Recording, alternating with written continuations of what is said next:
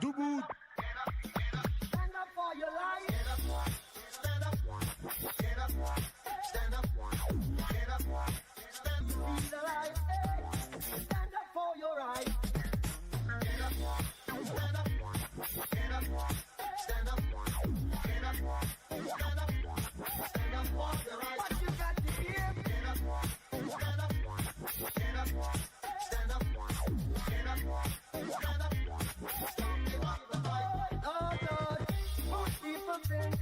Great God will come from the sky, take away everything and make everybody feel high. But if you know what life is worth, you will look for yours on earth. And now when you see the light, you stand up for your right.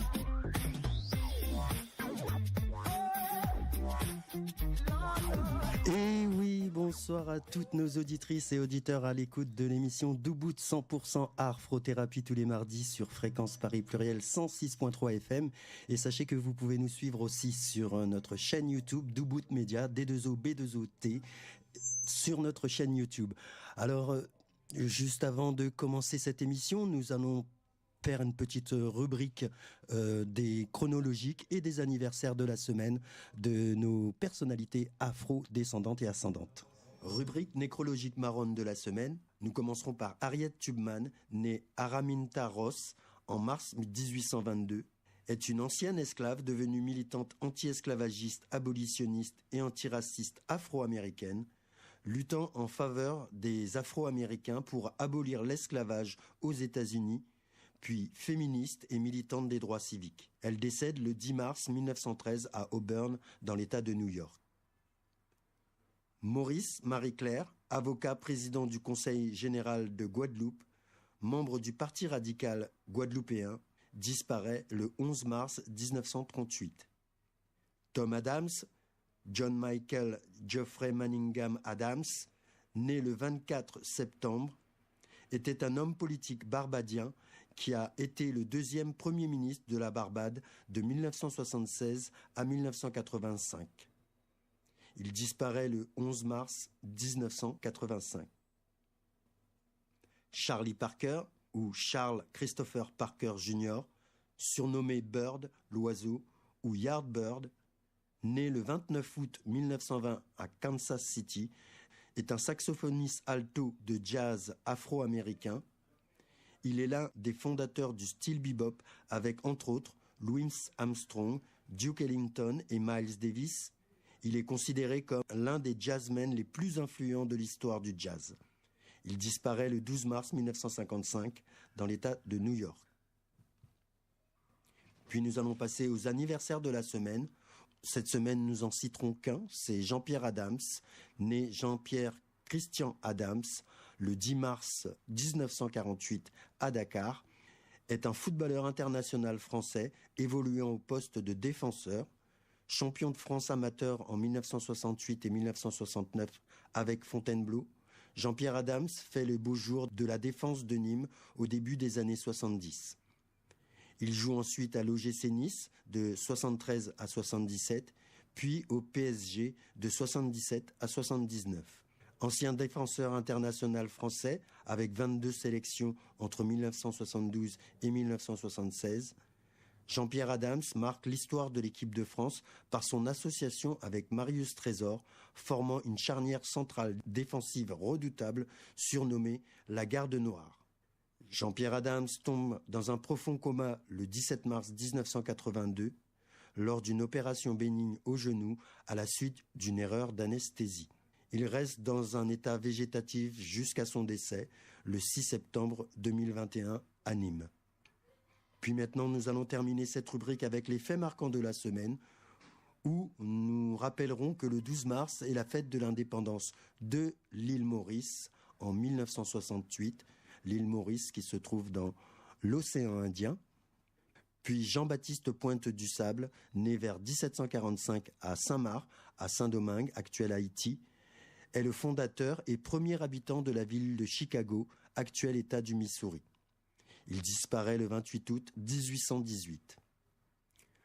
Maurice Rupert Bishop était un révolutionnaire de l'île de la Grenade et le leader du New Jewel Movement, un parti marxiste-léniniste qui cherchait à donner la priorité au développement socio-économique, à l'éducation et la libération des peuples noirs, le NJM est arrivé au pouvoir lors de la révolution du 13 mars 1979 qui a destitué le Premier ministre en place. Bishop dirigera le gouvernement révolutionnaire populaire de la Grenade de 1979 à 1983. Puis nous terminerons les faits marquants de la semaine avec Herta Pascal Trouillot, née le 13 août 1943 à Pétionville. Elle est une magistrate et femme politique haïtienne, première femme présidente de la République à titre provisoire le 14 mars 1990 au 7 février 1991.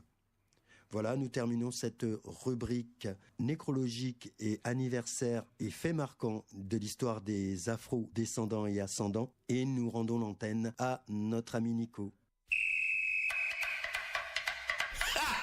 Tom ça qu'il a dit là. Créole là c'est un respect ou Tom, c'est pas provocation qu'il a, éducation moi qu'il a. Tom non. Un monde qu'il ne connaissait pas et qu'il se débattent toujours avec. Hein? C'est ça la colonisation, c'est la disparition du monde connu. Et on ne peut pas avoir fait ça à tant de cultures et se dire que jamais une addition ne vous sera présentée.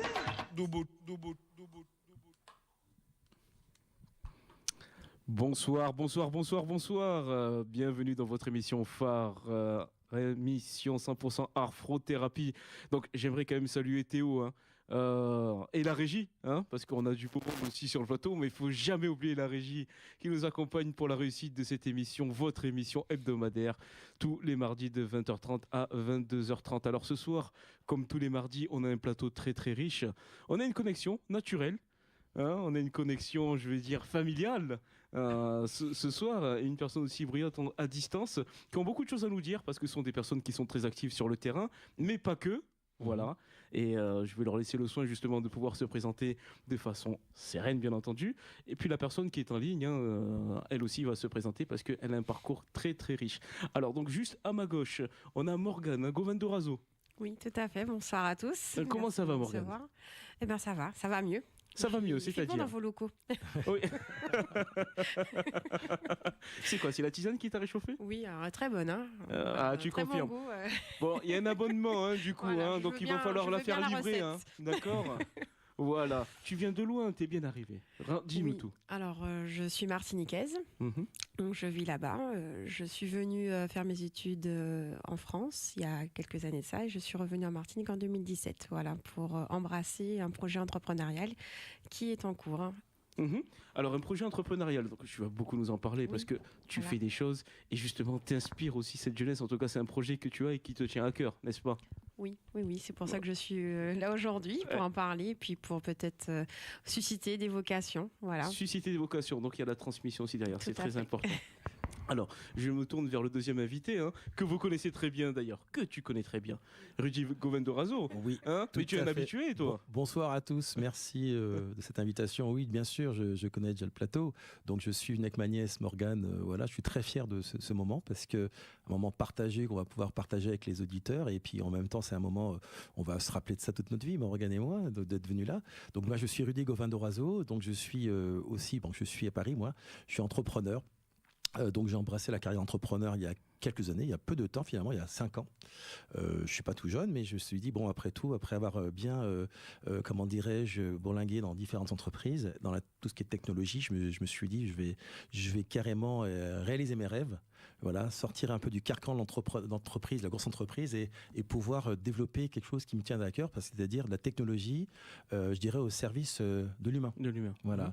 Donc c'est quelque chose, ce que je fais, c'est quelque chose d'assez high level, mais bon, vous allez voir quand je vous en parler, vous allez voir à quoi ça consiste et pourquoi justement ça peut apporter un plus à la planète. D'accord, donc c'est dans l'air du temps en plus, avec la transition numérique, l'intelligence artificielle, là vraiment tu es dans ton élément, il y a une vraie valeur ajoutée aujourd'hui. Exactement, une valeur ajoutée parce qu'aujourd'hui on parle beaucoup d'enjeux environnementaux, sociétaux, voilà, environnementaux, et ce que je fais, c'est ça trait, je dirais, à la décarbonation justement du transport aérien. Je suis patron d'une société qui est affiliée au CNRS et à l'ENS Paris-Saclay. Donc je travaille avec des ingénieurs, des mathématiciens, des physiciens. Et nous avons développé un système qui va permettre de faire du calcul de performance et de structure pour permettre aux donneurs d'ordre, aux bureaux d'études, de concevoir des avions plus verts. Plus vert, d'accord. Donc qui pollue moins en fait. Qui pollue moins. Alors ça, faut savoir que le trafic aérien, globalement, c'est 2,5% de pollution. Voilà. Et donc, on va permettre aux ingénieurs de prendre le temps de faire place à leur créativité et d'aller chercher plus loin parce que c'est des enjeux colossaux pour l'ensemble de la planète. Hein. Donc, pouvoir produire plus vite, moins polluant, en employant des énergies nouvelles. Voilà. Donc, gain de temps, gain de coûts, peut-être des pollutions, j'espère, voilà, rapidement, parce qu'on parle de 2030, mais je suis pas sûr que d'ici 2030, on ait réussi à faire tout ce qu'on veut faire. Donc, parlons plutôt de 2040, 2050, voilà. Donc, j'espère que mes petits-enfants verront tout ça. Voilà. Et puis toi aussi, hein. Oui, c'est tout ce qu'on te souhaite. Hein. C'est ce que tu me disais en coulisses. Tu me disais ça en off, hein. Je suis jeune encore. Hein. Oui, je suis jeune, bon, je suis un quinquas jeune, je dirais. Donc, non, j'ai encore plein de choses à réaliser. Et justement, ce qui me fait plaisir, c'est de voir, on n'est pas dans le même domaine, ma nièce et moi, mais ça se rejoint. Ça se rejoint parce qu'on épouse les mêmes valeurs. Ça, c'est important. Oui, ça, c'est vrai. C'est exactement, des valeurs fondamentales. En tout cas, merci pour ce premier jet. J'aurais des questions à te poser. Pouf, il n'y en a pas qu'une. Hein. Ouh là là, une panoplie. Est-ce que Charlène est connectée? Est-ce que Charlène est avec nous? Elle nous entend. Bonsoir Charlène. Alors, le temps qu'elle active son micro, Charlène va nous rejoindre. Alors, je vais me tourner vers toi, Morgane. Charlène est avec nous, elle arrive dans quelques instants parce que je pense que tu auras peut-être. Vous m'entendez? Oui, Charlène. Ah, d'accord. J'avais pas activé le micro. Tu n'avais pas activé le micro, c'est pas grave. C'est mardi soir, c'est pour ça.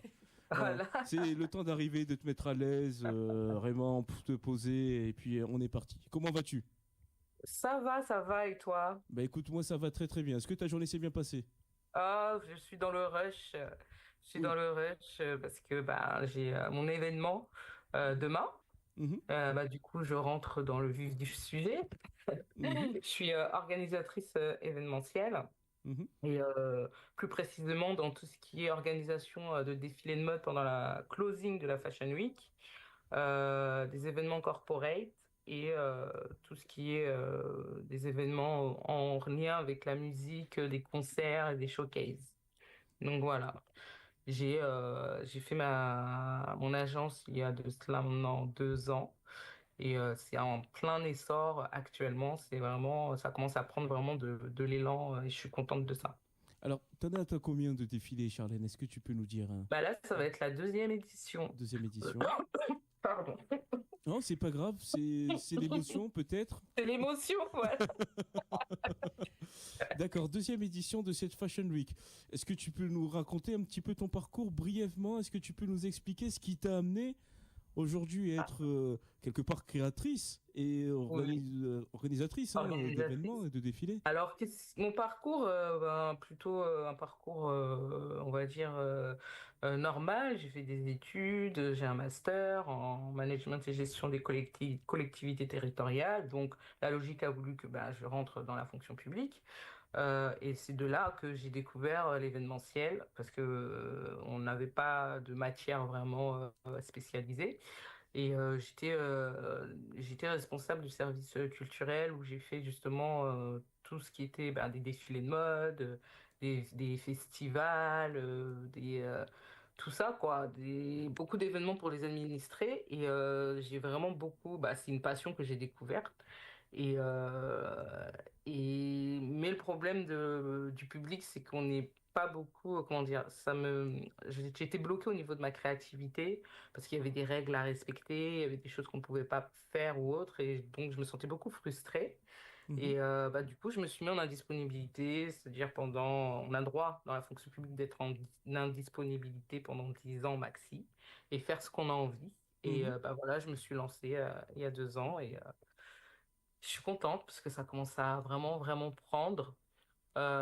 Pour te dire, première édition, j'ai fait en octobre 2024 pour la Fashion Week. Ça s'est super bien passé. Parce que mon concept, c'est de faire ça dans des lieux atypiques, mais prestigieux. Est-ce que tu te considères comme une personne atypique alors? Oui, je pense que je suis une personne atypique, c'est vrai, ouais. Je D'accord. pense que je suis une personne atypique. J'aime pas faire les choses comme tout le monde. Je suis plutôt, on va dire, oui, Il y a le monde et il y a Charlène, c'est ça que tu es en train de nous dire, quoi. je comment? Il y a le monde et il y a Charlène, c'est ça que tu es en train de nous dire. D'accord. Voilà, t'as tout compris. Ok. Ok. Alors tu vas revenir tout à l'heure pour nous expliquer un petit peu plus en détail, en tout cas l'événement de demain et les péripéties que tu as pu rencontrer aussi hein, durant ton parcours et tes réussites et ce qui t'a Oui, amené aujourd'hui à être là en organisant donc un grand événement dans la clôture de la Fashion Week parce que c'est le lieu là où tu l'organises aussi est symbolique et oui, tout à voilà. fait. Le château, hein. Bon, j'ai vendu un Voilà, petit le peu la mèche, mais château. tu vas Et nous raconter un d'ailleurs, petit peu. Oui, dis-moi. là, je viens d'avoir une demande du préfet qui voudrait y assister avec son équipe. C'est pour te dire. Ah Donc, ben, je suis bien voilà. content. Bon, Préfet de le, Paris. le message est clair, voilà. Voilà. Le préfet Donc, veut si suivre vous êtes. Charlène, voilà. Voilà, tu vois. Je, je- on revient vers toi dans quelques minutes, Charlène. D'accord. Morgane, toi justement, ton parcours, il n'y a que des personnes riches ce soir. Hein. C'est fou, Faut hein. croire, ouais. Ah ouais, Beau panel. exactement, très très beau panel. Hein. Bah, chose promise, chose due. Hein. Alors, toi, ton parcours un petit peu, parce que tu es profil scientifique. Oui, alors il est assez vaste, hein, donc accrochez-vous. Ah, mais je suis confortablement assis. Et d'ailleurs, les auditeurs et les auditrices aussi, pareil. Hein, Voilà, t'inquiétez alors pas. effectivement, bon, de base, j'ai une bonne assise scientifique puisque j'ai un Ça bac, se voit. Ouais. Mhm, J'ai un bac S, voilà, un peu classique. mhm. J'ai fait classe prépa en tout ce qui est maths, sup, bio, chimie. Donc en fait, voilà, c'était mes domaines de prédilection, les sciences de façon générale, mais un peu plus la bio. Donc je me suis plus orientée vers les sciences environnementales, tout ce qui était du développement durable, transition écologique. Voilà. Enfin, il y a 15 ans, c'était un peu, il n'y avait pas d'école. C'était abstrait, ouais, Voilà. c'était très Il n'y avait pas abstrait. forcément d'école d'ingénieur propre sur ces aspects-là écologiques, mais c'était très prégnant en fait. On était déjà dedans en fait. Mhm. Donc moi, ça m'a plu. J'ai été très sensible à ce qui se faisait autour. Ah, mais cette sensibilité, elle est venue d'où en fait? Le constat sur lequel tu es parti qui t'a amené justement aujourd'hui à être la personne que tu es, c'est quoi? Il y a eu un événement déclencheur ou c'est parce que Ben, il y a eu des parents qui te Non, parlaient de alors, ça? pas, Ouais. pas C'était forcément quoi? mes parents ni ma famille, mais plus vraiment les intervenants au niveau de mes formations, qui avaient un discours qui était assez choquant en fait, et du coup alarmant, je dirais. Et quand on les écoutait, on se disait non, mais il faut faire quelque chose. Faut sauver la planète, quoi. Ouais, C'est on ça. peut. Ouais. Quand on te disait oui, à l'horizon 2030, une augmentation de 1 degré, qu'on voit qu'on est en 2025, il y a 1,5 degré déjà, Mhm. on est mal parti. Donc Donc, voilà. donc Donc, ça veut à dire cette quoi? Ça veut dire époque, qu'en 2030, on sera tous en t-shirt et tout, même en hiver. C'est ça, c'est ça. on peut l'être. Voilà. Ouais. Tout comme on peut avoir. C'est pas plus mal en fin de compte, non? Oui, alors, ça pourrait arranger certains, surtout Ça moi. va arranger sur ça. Mais dans l'ordre des choses, ouais, ce serait quand même dramatique. Tout comme voir du froid s'installer dans des pays où il fait chaud. Voilà, on va dire que l'équilibre, il y a une homéostasie qui doit être naturelle, qui ne l'est pas. Et on doit se poser les bonnes questions et avoir les bonnes pratiques. Donc c'est vraiment ça qui m'a permis de me dire, il y a quelque chose à faire, ça m'intéresse, mais comment l'aborder? Et j'ai préféré l'aborder sous l'angle des politiques publiques. Donc en fait, j'ai intégré des grandes écoles, AgroParisTech, AgroSubDijon. Ça a été mon parcours après en fait la classe prépa. Pour vraiment prendre conscience de ce fait en fait et de le traduire dans les politiques publiques. Voilà, je me suis dit tiens, tant qu'à faire, être dans la sphère plutôt décisionnelle. Si je peux aider les décideurs publics à se positionner, j'y vais. C'est ce que j'ai fait. Et puis, on va dire que je suis retombée sur mes premiers amours, parce que de base, j'avais fait prépa pour être vétérinaire. Parce que, Vétérinaire, d'accord. L'amour ok, des ça va. animaux. Mais c'est classique. important, ce sont des êtres Voilà, vivants aussi, tout à donc fait. bien sûr, oui. Donc, c'est des êtres que je respecte et que je suis très proche de tout être vivant, mais surtout des chats et des chiens, voilà, que j'ai. Et puis, de basse-cour aussi, voilà. Ça a bercé mon enfance, en fait. Donc, du coup, je souhaitais embrasser une carrière de vétérinaire. que je n'ai pas du tout. Je me suis pas orientée vers ça. Et j'ai eu la possibilité d'intégrer l'École nationale des services vétérinaires. Donc c'est une école, il y en a qu'une seule en France, qui est située en banlieue lyonnaise, qui intègre les vétérinaires en fait qui sont dans les abattoirs, et qui souhaitent se titulariser. Donc en fait, c'est une formation que j'ai fait en auditrice libre pour retomber sur mes premiers amours. Donc du coup, tout ce qui est attrait à la physiologie végétale, les maladies animales, comment gérer une épidémie. Voilà, donc des choses comme ça, une pandémie. Parce qu'en fait, ce sont vraiment les vétérinaires qui sont en première ligne. En fait, on parle beaucoup des médecins, mais il y a aussi un aspect assez lourd en fait qui est géré par les vétérinaires. Donc voilà, donc, j'ai fait quand même 8 ans d'études, un peu diverses et variées. Non, mais tu as raison. Je vais dire pourquoi tu as raison. Parce que même l'homme, c'est un animal évolué. Tout à fait. Bah, bien sûr, en fait, quand important. on a des maladies animales, elles peuvent se transmettre aussi à l'homme. Bon, on l'a bien vu pendant le Covid. Voilà. Tout à fait. Donc, c'est eux, en fait, c'est les vétérinaires qui sont vraiment en première ligne. Voilà. Donc, j'ai eu un parcours, du coup, assez varié. Entre politique publique, donc des choses un peu plus, peut-être, théoriques, plus stratosphériques, comme j'aime bien dire, et puis du concret. Donc, ça s'est clôturé, 8 ans d'études. Ensuite, j'ai pu rentrer au ministère des Affaires étrangères. Donc, ça a été quand même mon premier poste, ma première expérience professionnelle, à un niveau assez intéressant, où j'ai pu accompagner les entreprises françaises du milieu agricole et agroalimentaire à s'internationaliser, à exporter. Donc là, j'ai pris conscience des barrières qu'il pouvait avoir, des relations diplomatiques aussi entre les pays. Donc ça a fait écho à la géopolitique. Exactement. Voilà, donc ça intéressant ça. Tout à fait. Et sur l'angle alimentaire et agroalimentaire. Donc j'ai pu avoir un regard aussi. Enfin, voilà, je pense qu'on a fait appel à moi pour les affaires étrangères parce que j'avais effectivement ce regard assez varié sur... une vision 360. Avec un fil rouge quand même. Ouais. Voilà, en fait, il y a une transversalité qui m'a permis de bien intégrer mon poste et de faire ce que j'ai pu faire. Ensuite, à mon retour, j'ai travaillé en tant que cadre aussi dans une administration en Martinique. Et là, j'ai plus rebondi sur les aspects écologiques. J'ai été chef de service sur toute la partie transition écologique, économie circulaire, gestion des sargasses en Martinique. Voilà. Eh bien, extraordinaire. Et vraiment extraordinaire. J'y reviendrai parce que en ce qui concerne les produits, l'internationalisation. C'est pas évident. Internationalisation des produits agricoles. Donc, c'est-à-dire que tu rencontrais forcément, il y avait des obstacles avec certains pays, tout ça. Et aussi les douanes aussi également. Il y avait tout ce qui était droit de douane, barrières techniques au commerce, j'ai travaillé dessus.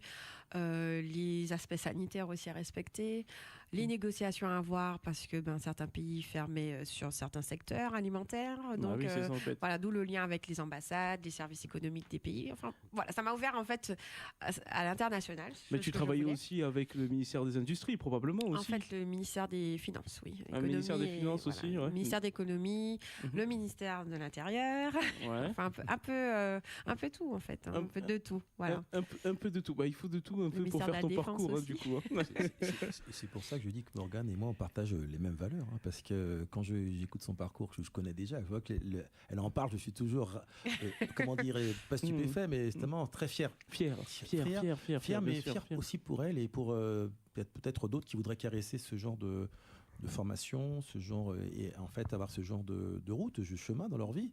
Morgane est encore jeune et je trouve que justement elle a un beau parcours.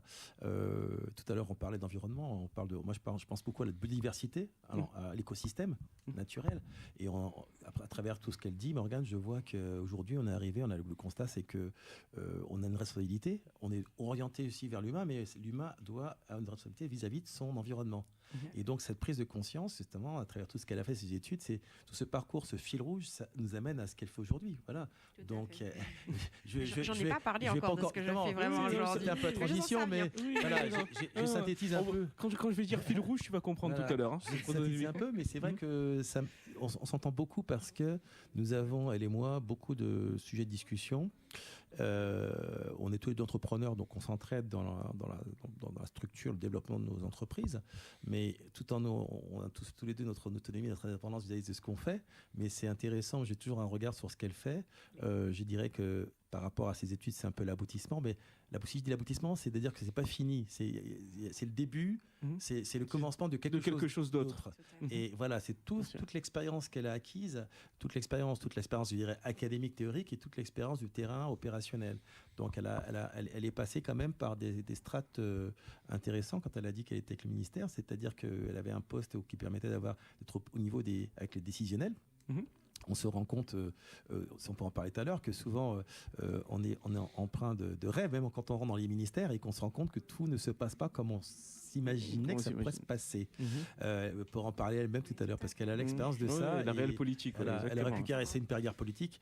C'est pas ce qu'elle a fait, donc voilà. Et d'ailleurs, grand bien lui fasse, parce qu'aujourd'hui, elle réalise quelque chose de formidable. Voilà, je parle d'elle parce que c'est vrai que je pourrais parler de moi, mais j'aime bien parler d'elle aussi. On est là pour ça. C'est une grande fierté. Alors, agent de communication, vraiment, c'est extraordinaire. Hein, je l'embauche de suite. Hein. Pas de souci. Mais tout à l'heure, elle a dit quelque chose qui était intéressant. Elle a dit, alors, tu as posé la question, d'où vient tout cela? Je dirais les parents, parce que nous sommes une famille je dirais, où on fait en sorte d'attiser la curiosité. D'activer la curiosité, mais aussi faire de la passation, la transmission. La transmission. Exactement. Et ses parents, hein, ce sont des scientifiques, parce que des scientifiques. ils sont tous les deux scientifiques qui me vient quand même de quelque part. Tout à fait. Donc ils ont avec toute une philosophie. Je sais que mon grand frère qui est là-bas aux Antilles, qui va nous écouter, et puis qui a écouté sa fille, de très fier aussi. C'est un matheux, mais avec une philosophie de la vie, une sérénité, c'est-à-dire qu'aborder les choses avec sérénité, et son plus grand plaisir dans la vie, c'est de transmettre et de donner aux autres. Voilà, donc son savoir, il le cultive de par ses connaissances, mais aussi par sa façon d'être et de se comporter. En Martinique, il vit en Martinique, hein, que ce soit pour sa famille, que ce soit avec les autres. Donc je lui envoie un petit clin d'œil. Oui, on lui fait un petit coucou quand même au grand frère, c'est important. Voilà, c'est Patrick, c'est pour toi celle-ci. Hein. On espère que tu es connecté. Non, mais c'est important parce que c'est des gens de l'ombre, mais c'est des gens de l'ombre qui agissent, qui aident les autres, qui sont très présents. Voilà, dans la vie de Morgane aussi. Donc nous sommes une famille très unie, et c'est vrai que moi c'est ma nièce, mais lui c'est sa fille, mais Morgane c'est comme ma fille. Donc quand elle est là, je prends le relais, si vous voulez. Donc voilà, son père et sa mère, ils peuvent se dire qu'elle est en sécurité, elle est bien entourée. Je pense qu'ils le savent. Voilà. Soyez rassurés. Voilà, je passe le message. Tout se passe bien. Tout se passe bien, Patrick. Alors c'est vrai qu'on a essayé, vous savez, bon, la vie c'est pas toujours facile, c'est pas toujours facile pour nous. On vient d'une famille modeste. Donc, on a vraiment une famille qui avait des valeurs. Alors, pas toujours, qui ne fonctionnait pas forcément toujours bien comme on peut. Voilà, rien n'est parfait dans ce monde-là, mais vraiment avec des valeurs fortes qu'on a vraiment bien intégrées. Et je dois dire que nous sommes des gens qui savons faire de l'introspection, c'est-à-dire savoir.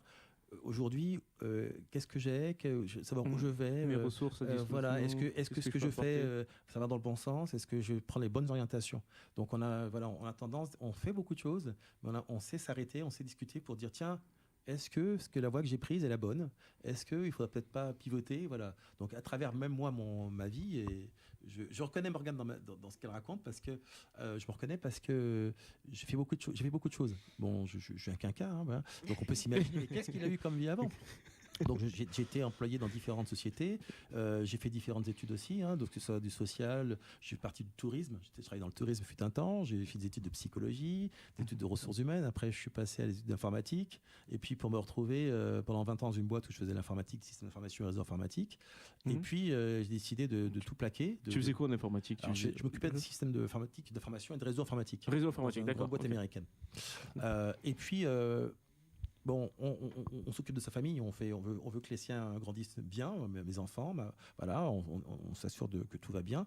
Et puis à un moment donné, on se réveille, on se dit bon, maintenant que tout le monde a fait des études ou a fini, je vais me consacrer à vraiment mes passions. Mes passions. Alors au départ, on se dit mais j'aurais pas l'énergie, l'intellect suffisant. Mais non, en fait, c'est pas vrai. On peut tout faire très longtemps. On peut changer de vie. Je dirais qu'on est plusieurs. en soi. C'est-à-dire que si demain Bon, là, il avoue quelque chose. Voilà. Hein.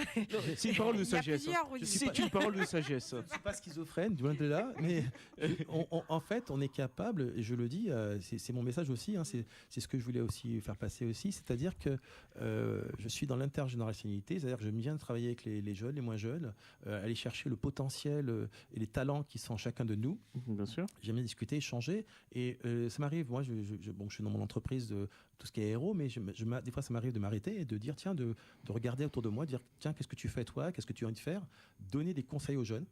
Parce qu'on a tendance à souvent parler de la jeunesse de façon très négative, hein, dans différents milieux.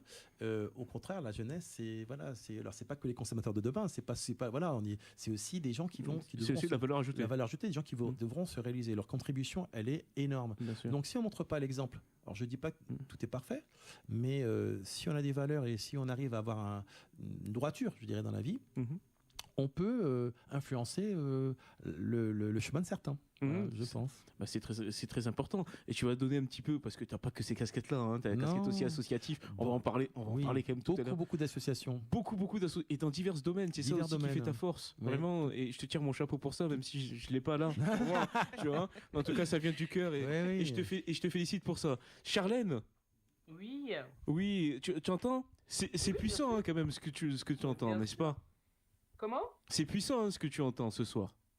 Oui, tout à fait. C'est très intéressant. Franchement, j'ai été captivé par ce que je me suis raconté. Et c'est pas fini. Vous voyez Rudy, hein, on peut se tutoyer. Ah, Rudy, enchanté. Tout le monde se tutoie ici hein, ce soir, hein, Charlène. Hein, donc vraiment, en toute transparence. Alors toi, quelles sont tes passions et quelles valeurs tu véhicules justement à travers ton travail, Charlène? Alors moi, que sont mes passions? J'aime beaucoup voyager.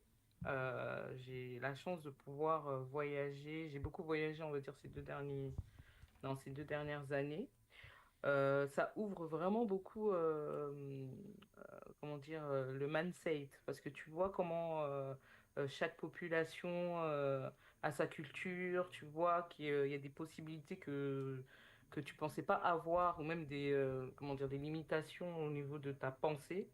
Selon le pays, c'est vraiment totalement différent de la France, tu vois. Et j'aime beaucoup voyager par rapport à ça parce que je suis quelqu'un qui est très curieuse, qui aime beaucoup apprendre des gens et des populations que je rencontre. Et ça crée aussi ma créativité, tu vois. Comment dire, ça fait travailler beaucoup ma créativité de tout ce que je vois dans mes voyages. J'aime beaucoup lire aussi. Qu'est-ce que tu lis comme livre? C'est un peu C'est quoi ton style de livre que tu lis qui te donne là, la motivation? tout ce qui est développement personnel, c'est tout ce qui est en rapport avec l'entrepreneuriat, comment justement sortir son épingle du jeu. On m'a recommandé un livre qui est très intéressant, justement pour savoir négocier bah, quand j'entends des clients ou des potentiels clients. Je suis vraiment dans tout ça, tu vois, dans tout ce qui est voilà, développement personnel, l'entrepreneuriat. Voilà, on va dire qu'avant, je lisais beaucoup de tout ce qui était autobiographie, parce que j'aime aussi apprendre les histoires des personnes. Mais là, ouais, je suis vraiment dans ce mood-là, tu vois, entrepreneuriat. Et j'aime beaucoup la danse aussi. La danse, quel type de danse tu apprécies? Alors, la kizomba. La kizomba, d'accord. Alors, ça fait sourire Morgane, parce que je crois ça... Bon, tu auras la parole après. Hein. Qu'est-ce que ça t'inspire, la kizomba? Tu nous le diras par la suite. Hein? Elle danse aussi, peut-être. Et Rudy aussi, un petit peu. Oh, j'adore. Alors, non, la kizomba, ça me décompresse. C'est vraiment un décompressant. Dès que j'écoute de cette musique, c'est vraiment, voilà, je suis plus stressé, je suis bien, je suis vraiment dans un état trop bien. Alors, et la danse, j'ai plus trop le temps de danser en ce moment, depuis quelques années, à cause de mon activité, mais dès que j'ai l'occasion, j'y vais et franchement, je passe un super bon moment. Et tu enseignes ou du coup tu prends juste des cours Non, je prends pas de cours. Après, moi, non, je pratique seulement. Mais après, c'est vrai que j'aurais pu enseigner parce que j'ai eu cette faculté d'apprendre assez rapidement, sans prétention aucune, bien sûr. Mais non, j'aurais pu enseigner, effectivement. Mais non, je préfère pratiquer. C'est beaucoup plus c'est beaucoup plus intéressant parce que la gestion humaine, quand même, c'est compliqué, hein, on va pas se mentir. Mhm. Bah, justement, en parlant de gestion humaine, toi qui organises des défilés, Oui, chaque saison, on a des collections qui sortent. voilà. Il faut trouver les mannequins, il faut trouver aussi son style. Donc, ça demande d'être très créatif, en fin de compte. Quelle Tout à valeur fait. tu En fait, souhaites transmettre, justement, quand tu organises tes événements? alors ce que je souhaite transmettre, c'est quand j'organise mes événements, c'est que j'essaie de... les valeurs que j'essaie de transmettre, c'est que on peut, je veux être une plateforme qui permet aux jeunes créateurs issus de tous les milieux Mhm. de pouvoir accéder à des lieux prestigieux et atypiques euh, dans lesquels ils n'auraient jamais pu penser pouvoir y accéder pendant la Fashion Week. Et dire que tout est possible, que quand on veut et qu'on travaille dur, avec persévérance, Mhm. on peut casser toutes les portes. En fait, tout est possible. Mhm. Et que c'est C'est pas quand même seulement une fort ce que tu certaine. dis, parce que tu vois, tu viens de banlieue et tu organises des Voilà, événements dans des lieux prestigieux avec tes propres moyens, parce que voilà, tu voilà, viens tout pas à de fait. ce milieu-là à la base. Tout à fait. J'ai beaucoup. Bah après, c'est ça, hein, quand je te dis, quand tu lis les livres, c'est vrai que pour réussir, tu es obligé d'investir et de perdre, même en investissement. On va pas se mentir. Moi, je gagne pas forcément en ce moment, mais je sais que à partir du moment où, voilà, mes événements commencent à prendre de l'ampleur, comme je t'ai dit, là, j'ai le vice-préfet qui veut venir, donc forcément, ça va faire de la visibilité. Donc après, par rapport à ça, tu peux avoir des sponsors qui vont s'intéresser pour les prochains. Et après, voilà, de toute façon, c'est du sacrifice, hein. Après, comme je le dis, c'est quelque chose que j'aime. C'est vraiment un plaisir. Si c'était juste pour me faire de l'argent, j'aurais abandonné depuis longtemps, hein, parce que tout ce qu'il y a à faire, les rebondissements, non, Mm. c'est trop de palpitations. C'est trop de palpitations. C'est trop de palpitations. Il faut vraiment avoir de la force mentale C'est parce de la que passion. vraiment, cet événement-là, j'ai vraiment eu beaucoup de, comment dire, émotionnellement, il a été très, très, très dur. Franchement, il a été très, très, très, très, très, très dur. À une semaine de mon événement, j'ai 3 designers qui m'ont lâché. Donc, ça faisait un trou budgétaire incroyable. Qu'il fallait que je retrouve en 3 jours des remplaçants.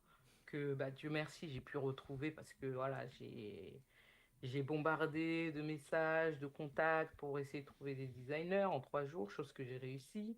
Et du coup, j'ai encore plus de designers qu'au départ. Donc, je suis contente par rapport à ça. Et c'est Mais pas le fini, hein, tu samedi. verras dès demain, les designers vont venir frapper à ta porte, hein. Voilà, ça sera Non, c'est multiplié par clair. 3. Voilà, C'est ce qu'on tout lui à fait. souhaite. Le samedi, ma traiteur qui me lâche. Non, il y a toujours, en fait, il y a toujours des rebondissements. Qu'au final, Ça tu te rend plus dis, fort, oh, ça. Ouais. encore, toi, tu te dis, ah, mais après, de toute façon, l'événementiel, il faut toujours avoir un plan B, Mais un plan C exactement. et même un plan D. Faut avoir toute l'alphabet, oui, à proximité, parce que Voilà. sinon, ouais, Oui, ça c'est- va. c'est- Jusqu'au c'est pas plan drôle. Z.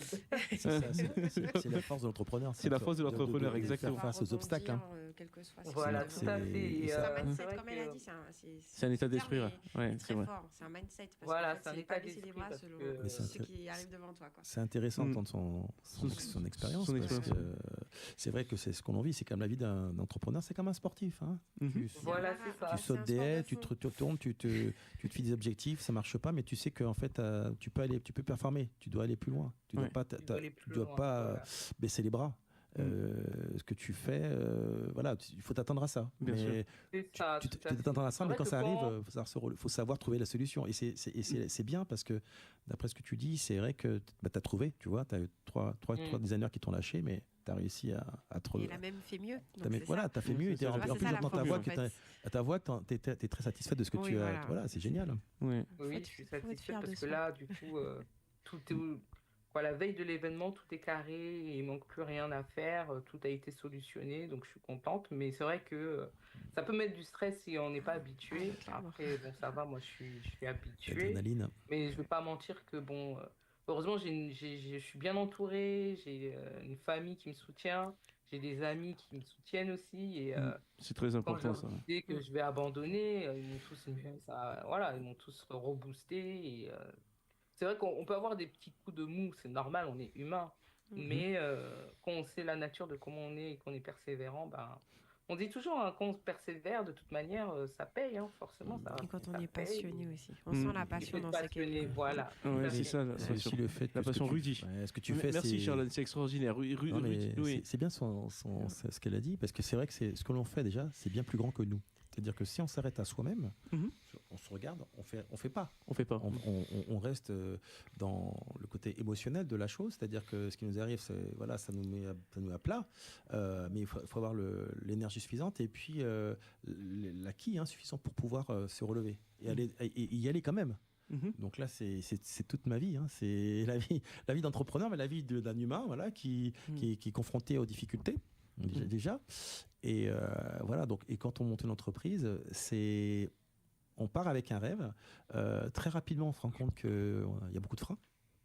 Il y a beaucoup de freins. Voilà, c'est ça. La plupart du Parce que temps. quand on est salarié, on ne se rend pas compte de ça. Exactement. C'est souvent, en fait, on pouvait dire, tu sais, quand on est dans une entreprise, on dit oui, le directeur ceci, le manager cela. Voilà. Bon, il y a l'objectif, la vision globale de l'entreprise. Donc, des fois, l'employé ne la connaît pas. C'est quand on est très nombreux dans une entreprise, quand on est en bas de l'échelle, voilà, on connaît pas la vision globale. On a un poste, on trouve un emploi, on a trouvé cet emploi pour vivre, pour subvenir à ses besoins, mais on connaît pas la vision. Et ce serait intéressant, finalement, que les entreprises partagent tout ça avec les employés. Mais elles n'ont pas le temps parce que le temps passe vite. Les choses, on doit réagir à la seconde, des fois dans l'entreprise. Et voilà, et on compte sur les opérationnels, les gens qui ont du talent, des compétences. Et puis des fois, les gens qui ont du talent, des compétences, ils ont des talents, des compétences, mais ils sont un peu décalés par rapport à ce qu'on attend d'eux ou ils n'ont pas les bonnes informations.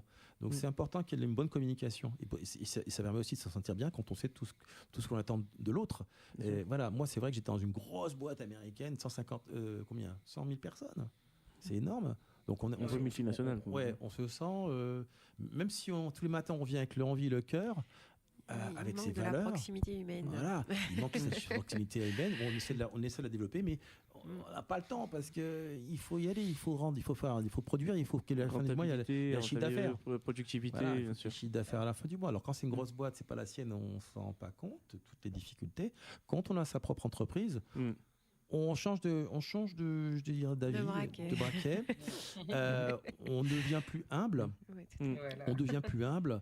On essaie de comprendre tous les rouages. Déjà, comment développer sa boîte, comment déjà voir le marché, étudier son marché, tout ça. C'est un tas de spécificités, de critères qu'il ne faut pas oublier. Il faut apprendre, c'est toujours un apprentissage, tout le temps, tous les jours. Mais c'est ça, la vie passionnante, c'est ça. C'est ce côté passionnant, on apprend tous les jours. On apprend jamais assez. Exactement, on est des étudiants jusqu'à notre mort, en fait. Exactement. À notre mort, on apprend. On apprend la vie, de toute façon. Oui, c'est ça. Mais c'est la plus belle des écoles, en fait, celle de la vie. C'est tellement bien d'apprendre. Et moi, ce que je vois dans ton parcours et dans celui de Agnès, c'est pourquoi je veux dire quelque chose, c'est-à-dire que un parcours de femme entrepreneur, c'est pas facile.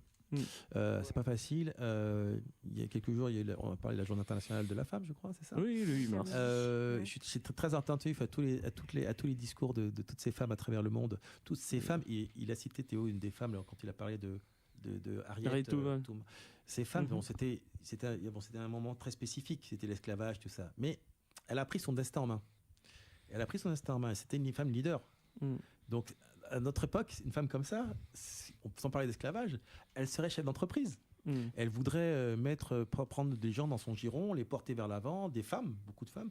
Et c'est important que pour moi de parler de ça, des femmes, c'est-à-dire que c'est pas, je cloisonne pas femmes et hommes, mais je sais qu'aujourd'hui, les femmes, elles doivent être portées parce qu'elles ont du talent.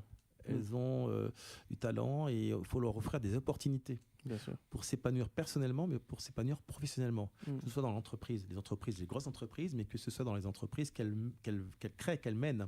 Voilà. Et quand je vois, parce que voilà, il n'y a pas de différence. Elles ont un potentiel, et en plus, ce serait dommage pour la société de se priver de ce potentiel, de cette contribution des femmes dans la société de femmes entrepreneurs. Voilà, c'est ce que je voulais faire passer ici comme message, c'est important pour moi. Bah écoute, merci de ton message. Je vais te donner la parole, Morgane.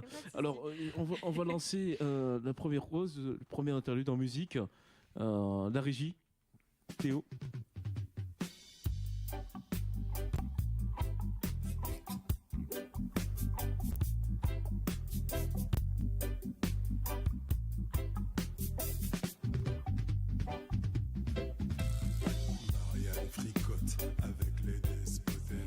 baisser sa culotte pour Baby Doc.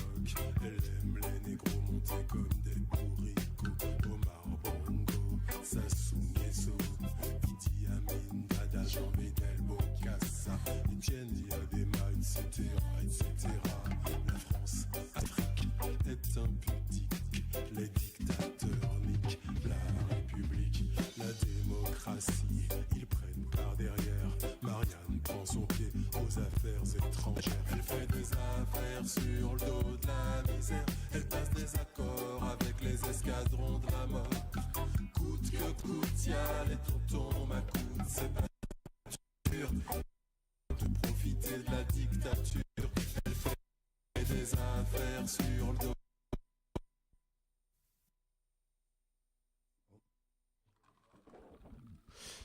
Alors, on revient pour cette deuxième partie d'émission. Alors, je voyais justement Morgane qui acquiesçait tout ce que disait Charlène, tout comme Rudy aussi d'ailleurs. Mais tu as quelque chose à nous dire, le fil rouge. Pour reprendre un peu les choses, donc après, on va dire cette vie dans une entreprise, même si, parce que l'administration peut être considérée comme une entreprise, j'ai plutôt décidé d'embrasser l'entrepreneuriat, voilà, de voler par mes propres ailes, de voir qu'est-ce qu'il y avait de l'autre côté de la frontière, en fait, puisque je me suis... j'étais quand même le point de contact des entreprises dans les administrations dans lesquelles je travaillais, en fait. Donc, j'avais déjà un premier pied dedans. Mais là, vraiment, j'ai sauté le pas. Voilà, j'ai enjambé la chose. Et comme disait mon oncle, c'est vrai que quand on est chef d'entreprise, on voit les choses différemment. On apprend à avoir du recul, finalement, sur ce qu'on pouvait juger négativement quand on travaille en fait en tant que salarié. On se rend pas compte forcément qu'il y a une pression derrière le gérant, derrière derrière le patron comme on dit, et qui a un objectif de résultat en fait, puisqu'il est le chiffre d'affaires pour pouvoir maintenir à flot son entreprise. Voilà, donc quand on embrasse tout ça, que même si on fait des formations, il y a toujours quand même un petit décalage entre la théorie et la pratique. C'est s'accrocher, c'est développer le mindset en fait, se dire déjà croire en soi. Alors toi, ta résilience, elle vient de ton expérience ? Oui, tout à fait. Ouais. D'accord. Alors, croire en soi, vas-y, continue. Déjà, croire en soi, se dire... c'est la première des bases pour l'entrepreneuriat. Oui, je pense de se dire qu'on a une compétence. Pourquoi on a sauté ce pas ? C'est parce qu'on a envie d'apporter sa pierre à l'édifice d'une autre façon. Voilà, moi, ça a été mon choix. J'ai été dans l'administration, j'ai vu ce qui s'y passait et j'ai fait le choix aussi d'aller dans le secteur privé parce que je souhaitais apporter d'une autre façon. Puisque j'ai vu qu'au niveau de l'administration, il peut y avoir des petits... blocage, de m'exprimer différemment, d'apporter quelque chose. Je suis en Martinique. La Martinique, c'est une île riche de potentiel. Il y a du talent, beaucoup de talent. Il y a beaucoup à faire et on peut le faire bien. Voilà, quand on a la compétence. Je me suis orientée dans un secteur qui peut être un peu difficile quand même, l'agriculture, l'agroalimentaire. Donc moi, j'ai plus choisi l'aval, comme on dit, donc l'agroalimentaire, l'agrotransformation, pour donner une valeur ajoutée à nos pépites, comme je dis, parce qu'on a des matières locales qui sont vraiment formidables. C'est formidable ce qu'on a sur place, mais peut-être qu'on ne les met pas suffisamment en avant. Voilà, leur donner en fait toutes leurs lettres de noblesse, voilà, qu'elles puissent être sublimées. Et moi, je me suis orientée vers la fermentation parce que ça fait écho aussi à mon parcours scientifique. Donc voilà, l'infiniment petit, tout ce qui est lié au monde des bonnes bactéries, comme je dis. Voilà. C'est très physique, ça. Tout à fait. Et aussi, de façon générale, j'avais déjà je suis très empathique, en fait, comme personne. Donc, ça se voit. Du coup, je vais facilement vers l'autre. Et c'est comme ça, dès mon arrivée, que j'ai souhaité, en fait, mieux me nourrir et voir comment les producteurs faisaient, en fait. Donc, je suis allée à la rencontre des producteurs, en plus. Oui, j'ai participé... Locaux. Oui, tout à fait. J'ai aussi participé j'ai eu une vie associative, en fait, là-bas. Où, dans cette association, on a monté un marché de producteurs où le fonctionnement était fait par les consomme-acteurs, justement, voilà. Ça, super, ok. Ça fait écho à l'association Local Life, s'ils m'écoutent. Donc, c'était un marché qui se tenait tous les mercredis en face de l'église de Redoute, qui a tenu un certain nombre d'années, et puis après, ça a périclité parce que, bon, il y avait pour diverses raisons. C'est pas forcément évident quand on est bénévole, effectivement, de donner du temps. Donc, voilà. Mais on a pu faire vivre ce marché. Et moi, ce qui m'intéressait, c'était vraiment de voir comment, en fait, les producteurs faisaient. C'était des gens qui n'étaient pas forcément certifiés bio pour l'ensemble, mais qui avaient des bonnes pratiques. Donc, ce qu'on dit, des pratiques agroécologiques ou d'agroforesterie. Et c'était ça qui m'intéressait, puisqu'on connaît la problématique des sols pollués en Martinique.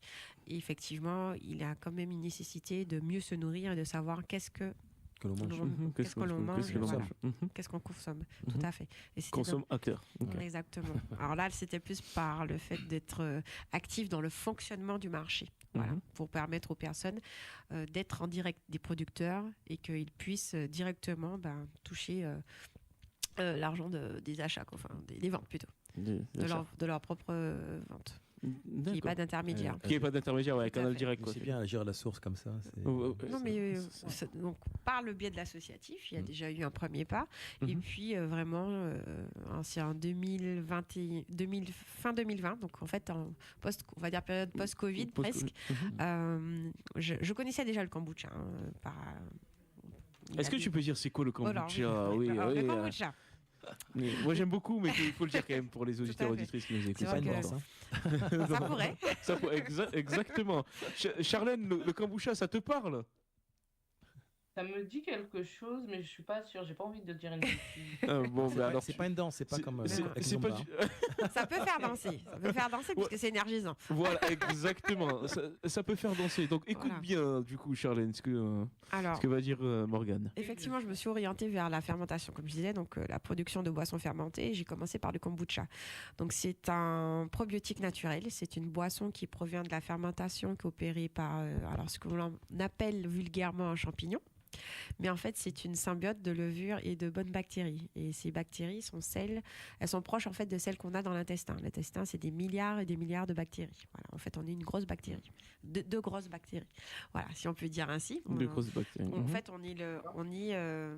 on abrite des êtres vivants en nous, qui sont ces fameuses bactéries, qui nous permettent de fonctionner et qui, mine de rien, contribuent à notre équilibre physique et mental. Voilà, donc c'est vraiment très important. On en parle de plus en plus du deuxième cerveau, voire peut-être du premier cerveau, quand on parle de l'intestin. Et l'intestin, du coup, dans l'intestin, il se passe des réactions dont... On va dire que les chefs d'orchestre sont les bactéries. Donc ces bactéries, elles doivent être saines, équilibrées, et c'est l'une des fonctions du kombucha. Donc c'est pour ça qu'on dit de lui qu'il est un probiotique naturel. Voilà. C'est quoi? Il nettoie aussi? Il nettoie, il détoxifie. C'est une boisson qui est très riche en antioxydants, anti-inflammatoires. En fait, c'est une boisson vraiment énergisante qui va donner du peps à l'organisme, qui va booster le système immunitaire aussi. Voilà. Qui va permettre...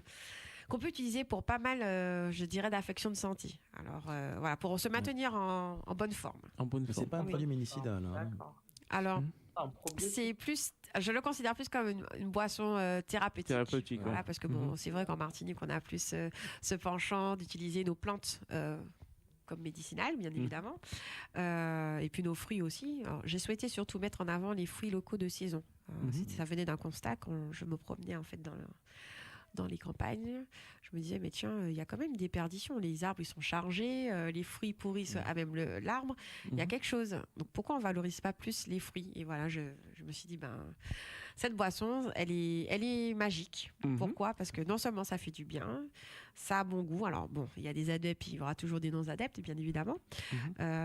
Et surtout, elle se conserve très bien, puisqu'en fait, par le biais de la fermentation, c'est une boisson qui va évoluer certes dans le temps, mais qui sera toujours propre à la consommation. C'est ça le plus en fait. Même quand elle devient vinaigrée, que c'est à l'état de vinaigre, on peut l'utiliser d'une autre façon. D'une autre façon, donc pour les salades, des choses comme ça par exemple. Pour les salades, et puis moi j'ai ma petite astuce pour les femmes. Voilà. Ah bon, d'accord.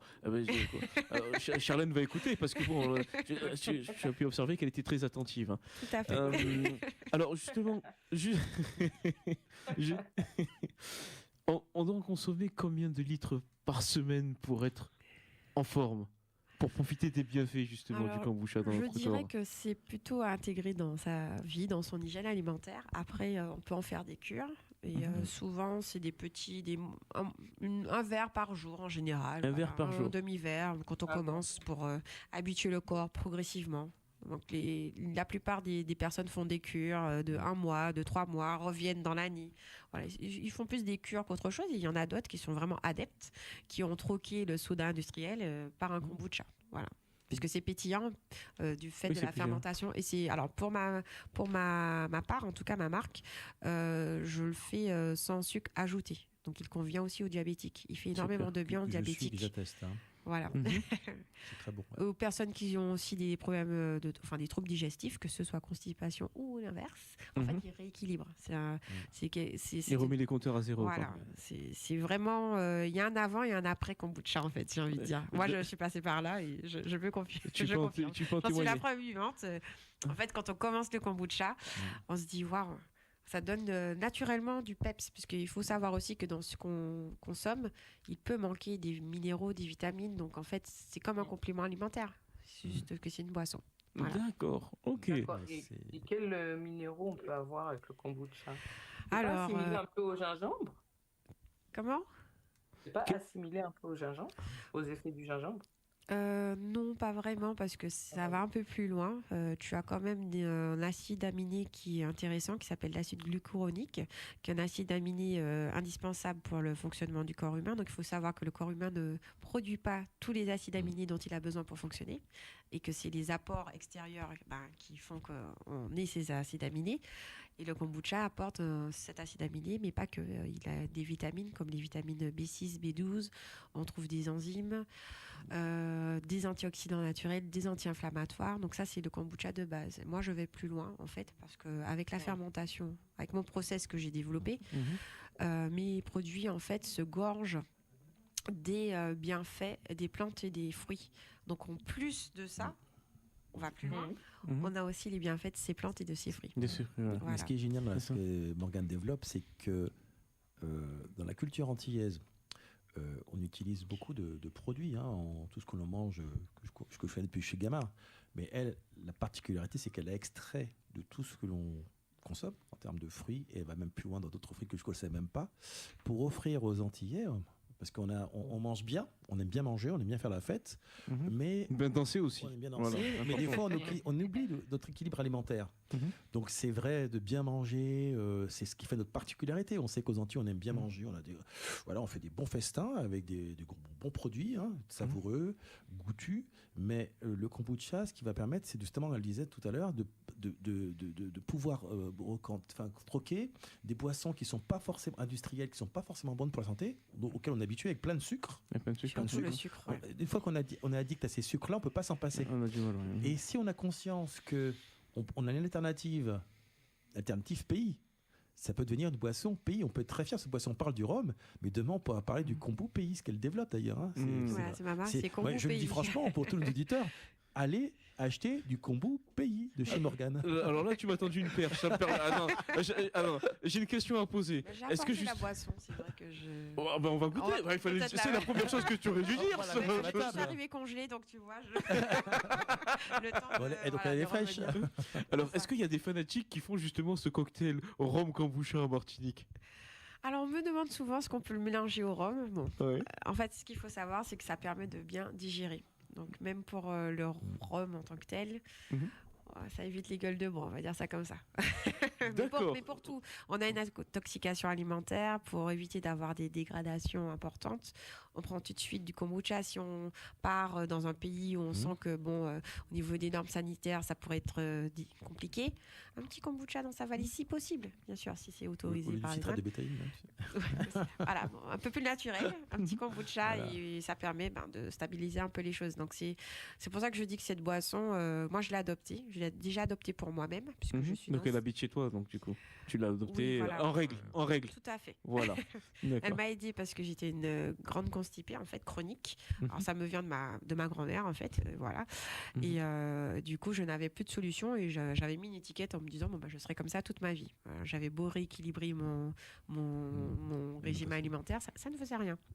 Ça restait pas, en fait. Ça n'était pas ancré dans le long terme. Comme j'ai dit, j'ai eu un avant et un après. Mais c'est vrai que, en fait, quand tu parlais tout à l'heure de l'équilibre entre les intestins, 3 milliards de bactéries, boire du kombucha, c'est important de trouver l'équilibre entre alimentaire, parce que ça influe beaucoup sur le bien-être. Bien sûr. Dont je parlais, donc ça évite beaucoup la dépression. Ça ajoute parce que déjà naturellement, sans parler de kombucha, tout est lié, et c'est vrai, c'est scientifique. Il y a un nerf quand même qui relie l'intestin au cerveau. Alors Charlène, qu'est-ce que tu es en train de nous dire, Charlène? J'allais demander comment on voit la différence entre quelqu'un qui prend du kombucha et quelqu'un qui n'en prend pas. Il saute de joie, il fait des voilà, il est souriant.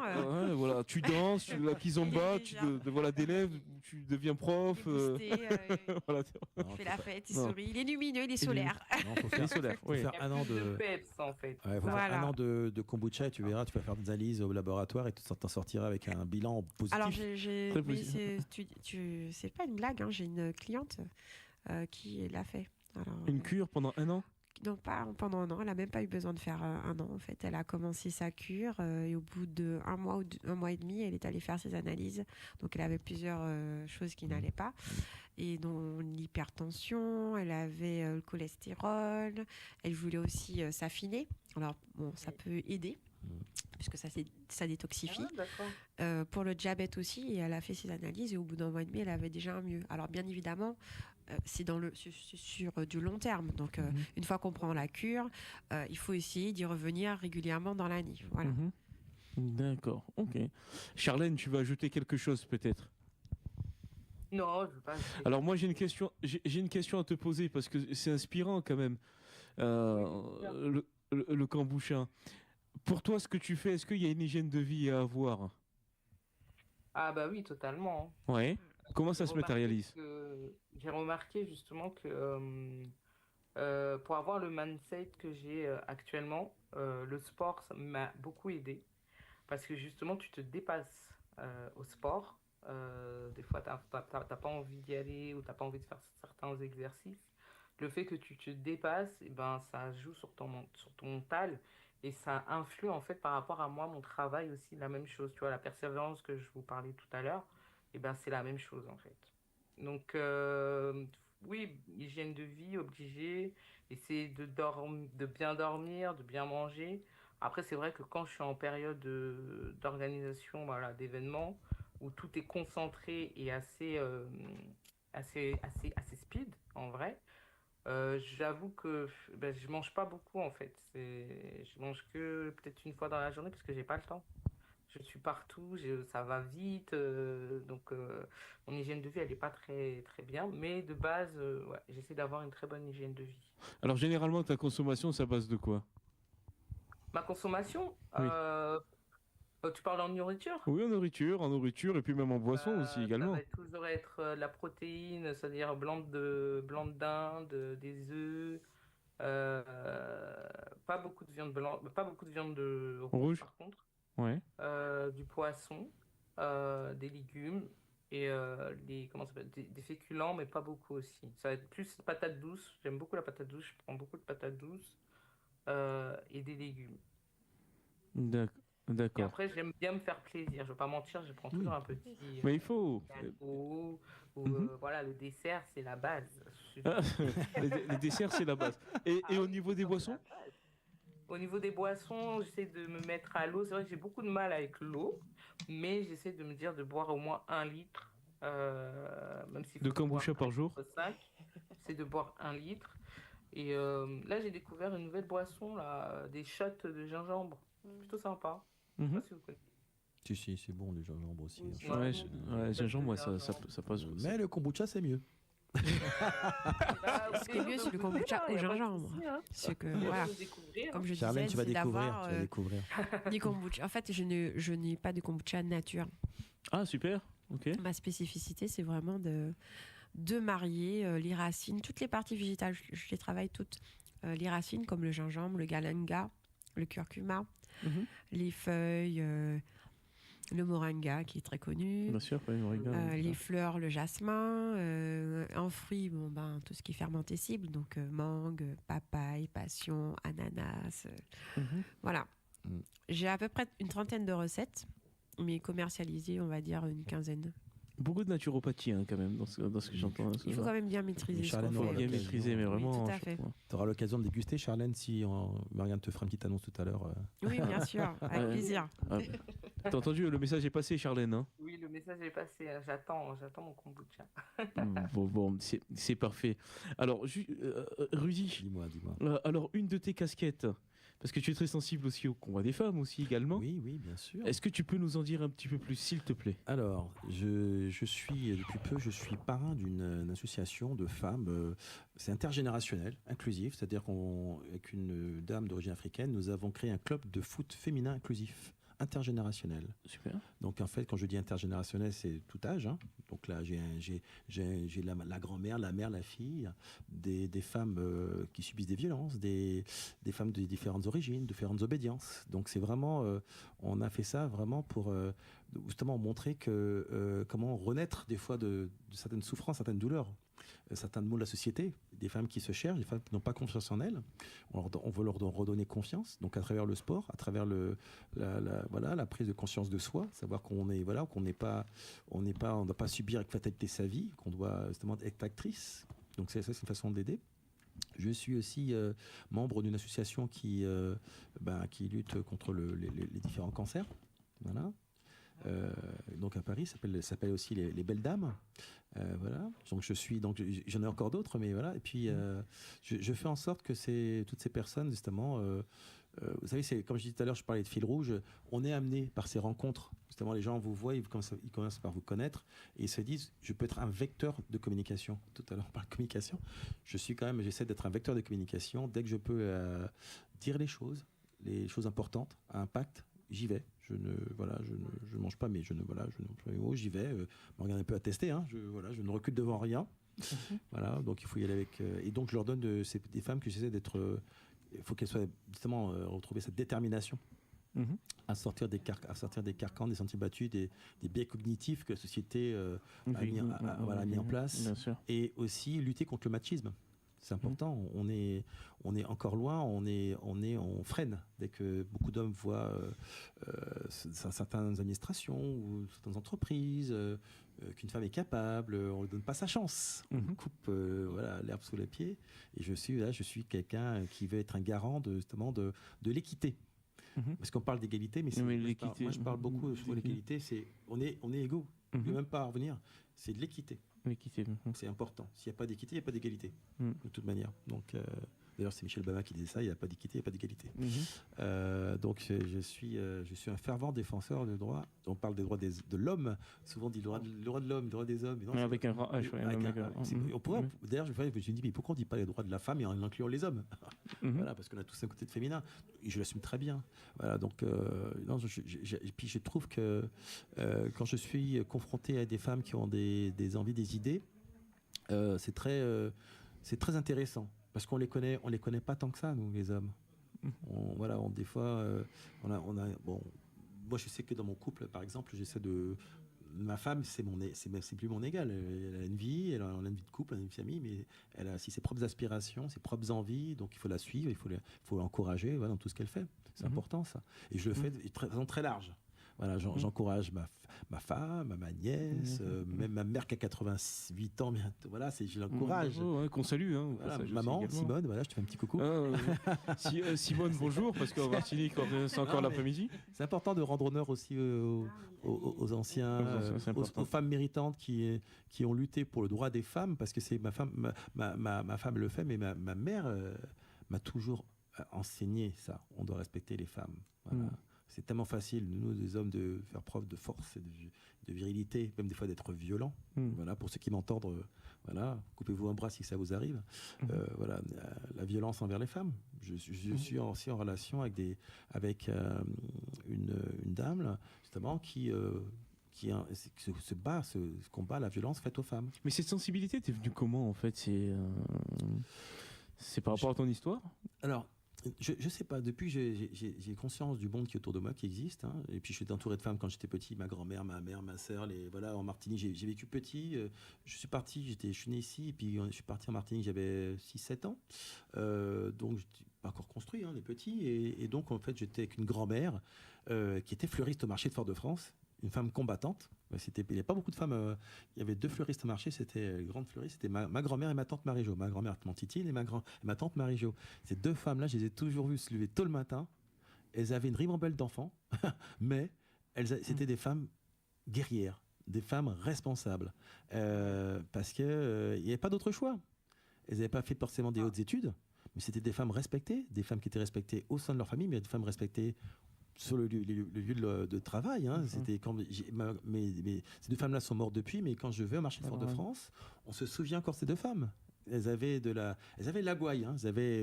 Voilà, donc en fait, je vous dis encore une fois, ce seraient des femmes ce seraient des entrepreneurs aujourd'hui, elles feraient encore des choses formidables. Mais derrière, ce qu'elles faisaient m'a beaucoup inspiré. Donc j'allais souvent, quand j'étais là-bas, j'allais aider ma grand-mère au marché, mais quand je venais en vacances en Martinique, j'avais un plaisir à aller au marché et la rencontrer. Pourquoi ? Parce que toutes ces fleurs qui l'entouraient, c'était extraordinaire. Ces couleurs, c'était la joie. Hein. Elle vivait ça. C'était une femme heureuse au marché. Et c'était très éducatif. Ça m'a enseigné beaucoup de choses. Ça m'a enseigné l'art avoir de la volonté, la pugnacité, puis aller au bout de ses rêves. Hein, parce que au moment où je les ai fréquentées, ces femmes, je ne pense pas qu'elles avaient d'autres choix, peut-être qu'elles avaient d'autres rêves, mais elles assumaient complètement ce qu'elles faisaient. Et puis elles aimaient les autres. Elles allaient beaucoup, elles donnaient beaucoup, elles partageaient beaucoup aux autres. Que ce soit leur argent, que ce soit le peu qu'elles avaient, elles donnaient, elles partageaient beaucoup. C'était des femmes très généreuses. Et en même temps, elles adoraient rigoler, quoi. Donc cette joie de vivre, des fois, même dans des moments difficiles, c'est très inspirant. Ma mère aussi, c'est une femme qui a voulu faire beaucoup de choses dans sa vie, beaucoup de choses. Bon, à l'époque, elles avaient du kombucha naturel, quoi. Déjà elle avait du kombucha naturel. Et puis ma mère, elle est arrivée très jeune dans les années 50 en France, fin des années 50. Elle avait été infirmière. Avec 4 enfants, c'était compliqué. Donc il a fallu arrêter de travailler, qu'à nous garder, parce qu'à l'époque, trouver une nourrice, mon père était fonctionnaire, les salaires n'étaient pas mirobolants, en faire garder 4 enfants par nourrice, ça aurait été très cher. Donc on a eu cet enseignement cette humilité. Il fallait partager ce qu'on avait pour 6. Voilà. Des fois, c'était un peu les vaches maigres, mais les parents ont toujours été là pour nous nourrir, pour prendre soin de nous, malgré les difficultés. Hein. Des fois, c'était pas toujours facile, même dans le couple, mais ils étaient là. Donc ça m'a permis moi d'avoir du recul, d'avoir un regard. J'ai toujours été un enfant heureux. Quoi qu'il arrive, les difficultés, je sais pas d'où ça vient, c'est peut-être, je sais pas, un gène. J'ai toujours été quelqu'un heureux. Même encore aujourd'hui, c'est 59 ans. Je suis un homme heureux. J'adore la vie, j'adore les gens, j'adore être. C'était un homme kombucha, ça se voit en plus, hein, mais vraiment, le dynamisme, c'est contagieux vraiment. J'essaie naturellement de faire passer cette joie de vivre, cette envie, cette volonté de prendre chaque instant de sa vie, de le vivre pleinement. Ouais. Donc c'est peut-être que là ça vient, c'est la famille, je pense, et puis les Antilles.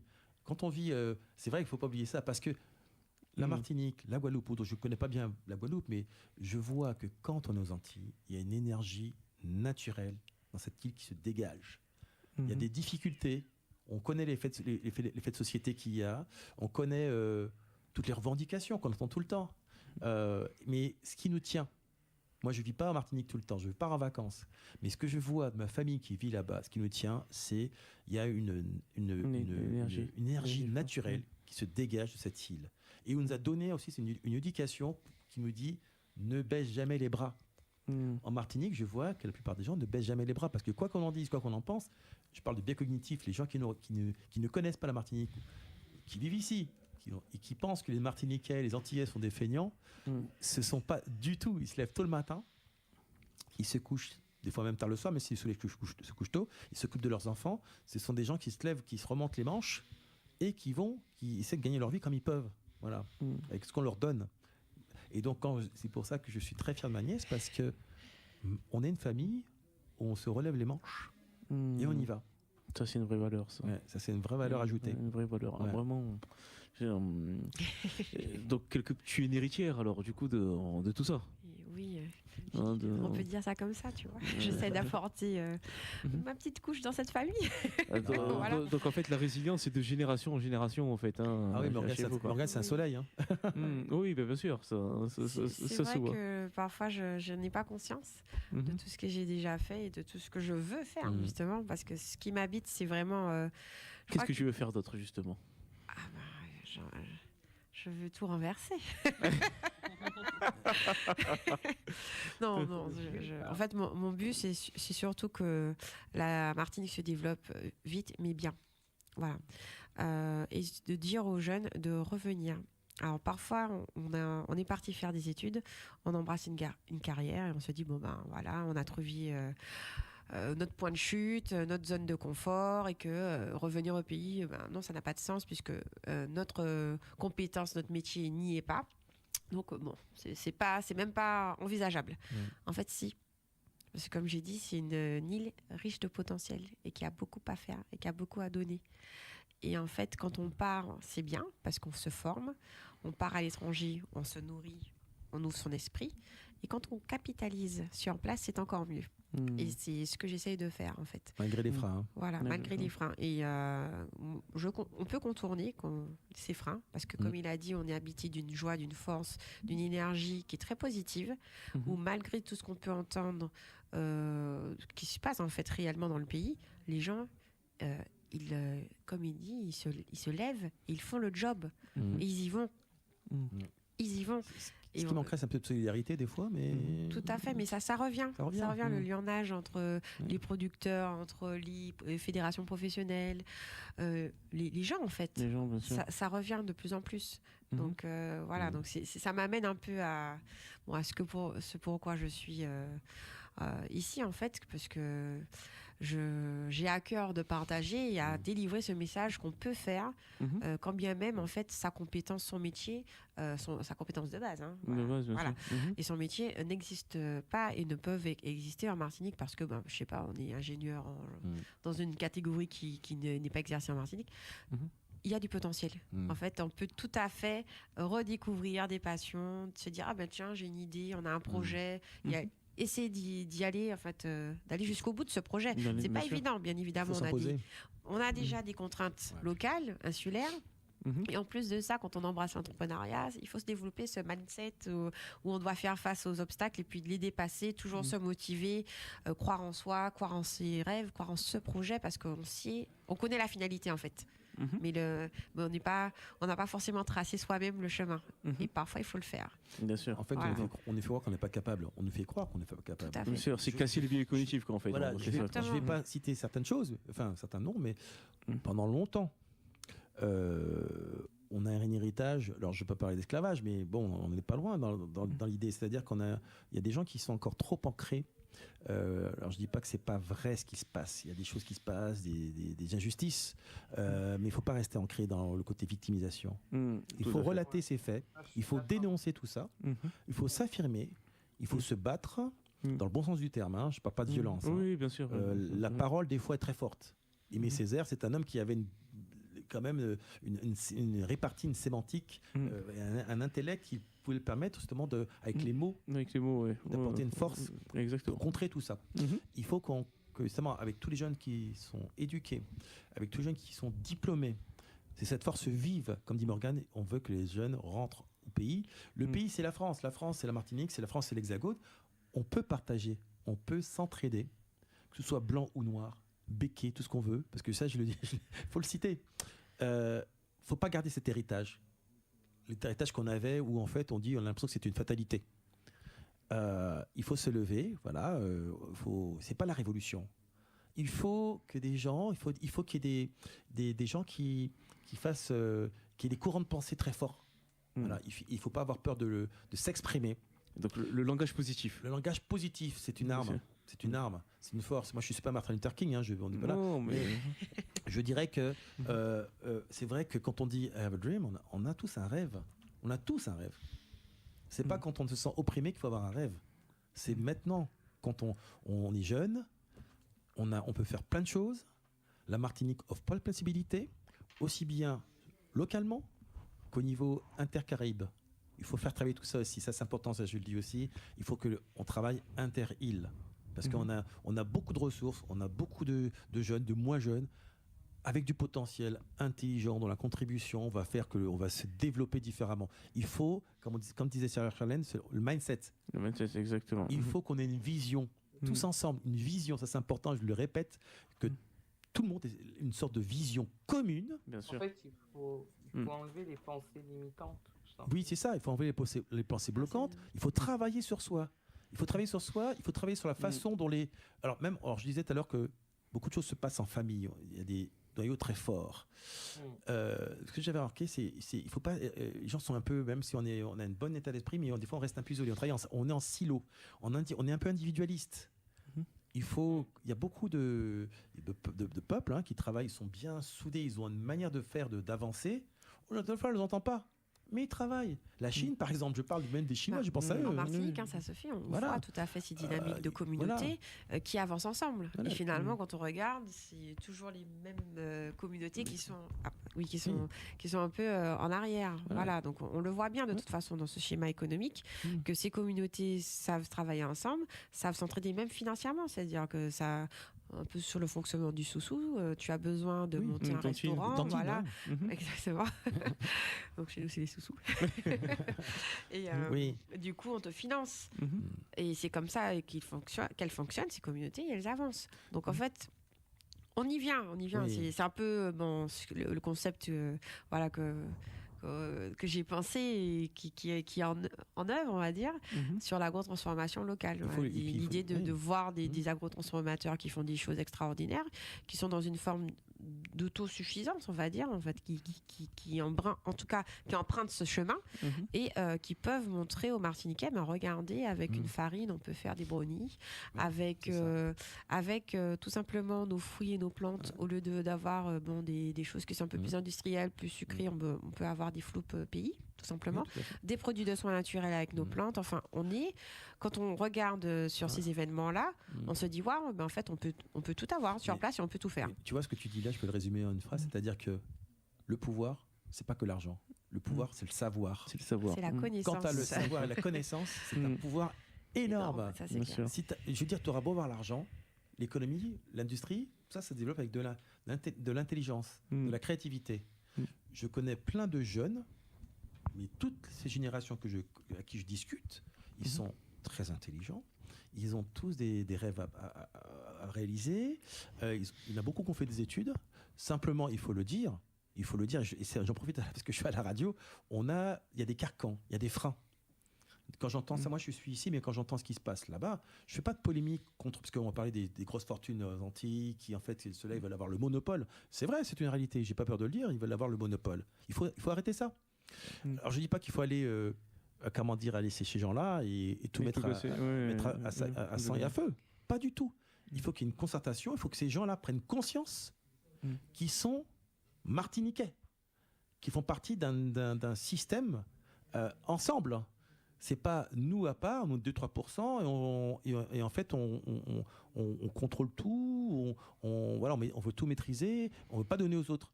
Et comment faire en sorte qu'ils se sentent martiniquais? Ça c'est aussi un effort, je dirais, même du gouvernement. Quand il y a des problèmes, des soucis là-bas, moi tout ce que j'ai vu à la télévision, c'est des hordes de milices policières. J'ai rien contre la police ni les gendarmes, bien au contraire, il faut qu'il y ait de l'ordre. Mais on véhicule les mauvaises images. On prend ce qui permet de favoriser une mauvaise opinion. une opinion publique défavorable. Et donc, on en fait une généralité. Et quand je suis en relation avec les gens là-bas, ils me disent, mais ce que tu as vu à la télé, ça s'est passé à un carrefour.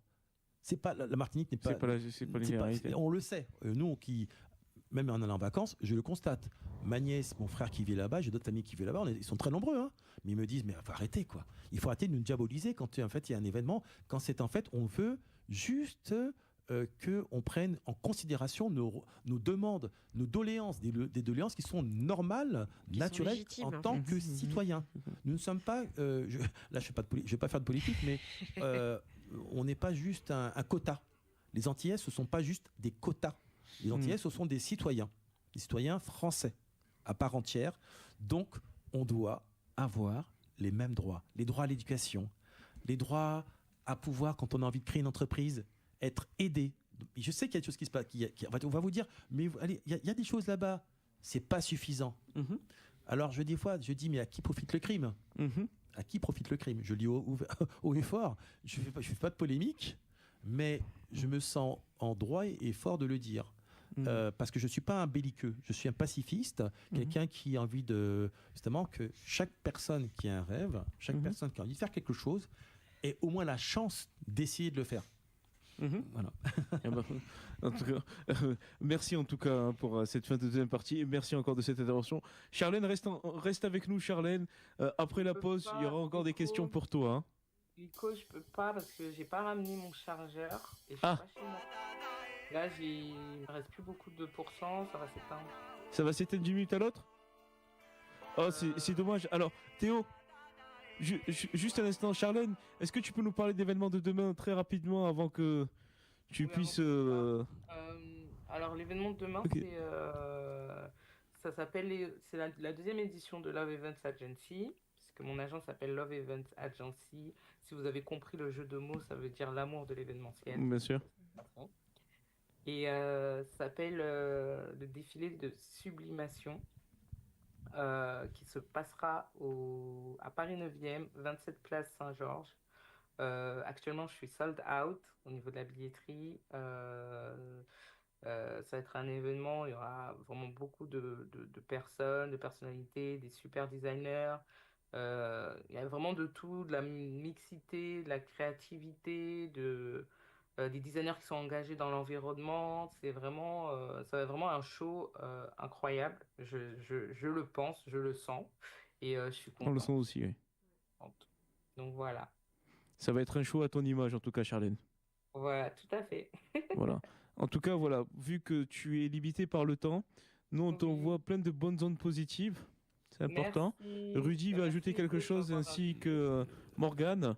J'étais ravi de cet échange avec Charlène et justement, si tu veux être en forme pour les autres événements à venir, je t'invite à venir, justement Morgane va en parler samedi à son événement. Je fais une vente privée en fait samedi dans un restaurant antillais qui s'appelle le Soleil d'Or.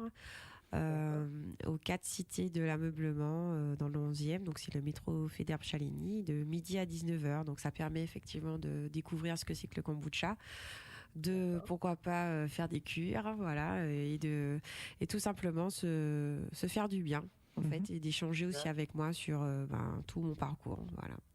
Ah bah super. Donc ce sera avec plaisir si tu es disponible, voilà. N'hésite pas. Tu as un réseau social? Oui, alors j'ai une page Instagram Kombu Pays, KOMBU-8 PEYI. PEYI. Voilà, pays en créole en fait. En créole, oui, c'est ça. Voilà. Bon, Kombu Pays créole. Mais tu la retrouves, Morgane Govindorazo, tu peux les retrouver sur les réseaux sociaux, non? Oui, en tapant aussi, oui. Oui, mais de toute façon, voilà, on va coordonner. Les éléments, tu vas les recevoir, hein, Charlène, hein, d'accord? D'accord, ok. Voilà. En tout cas, bon courage et félicitations. Et du bruit, c'est ça, exactement. Faut faire du bruit pour tout ça. Ok, pas de souci. Je vous remercie, en tout cas, merci Nico de m'avoir invité. C'était un très bon moment. Bah écoute, avec grand plaisir. Nous aussi, au plaisir, Charlène, de te rencontrer. Bon courage pour ton événement. Merci. Repose-toi bien surtout, c'est important. Et réveille au kombucha demain matin. Voilà. Prends soin de toi, Charlène, on t'embrasse et on se dit à très vite. Merci, moi aussi. Au revoir. Bye, au revoir. Ciao. Bye bye. Théo, on peut lancer la musique pour la régie?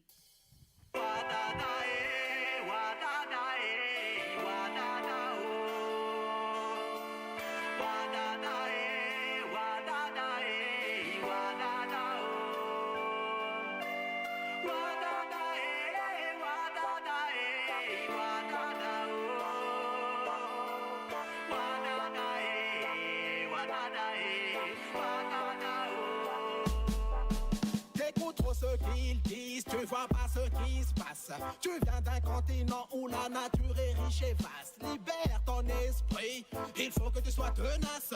Il est temps de se rapatrier mon frère. Awab et de seuil, moi je te parle de la liberté, moi je te parle de s'émanciper, découvrir notre culture et la développer. Ils te font croire qu'on n'a pas d'histoire, ils te font croire qu'on n'a pas le savoir. Listen, rentrer à Mamafrique, c'est notre première victoire. Boom. Oh, from Babylon you've got to run away.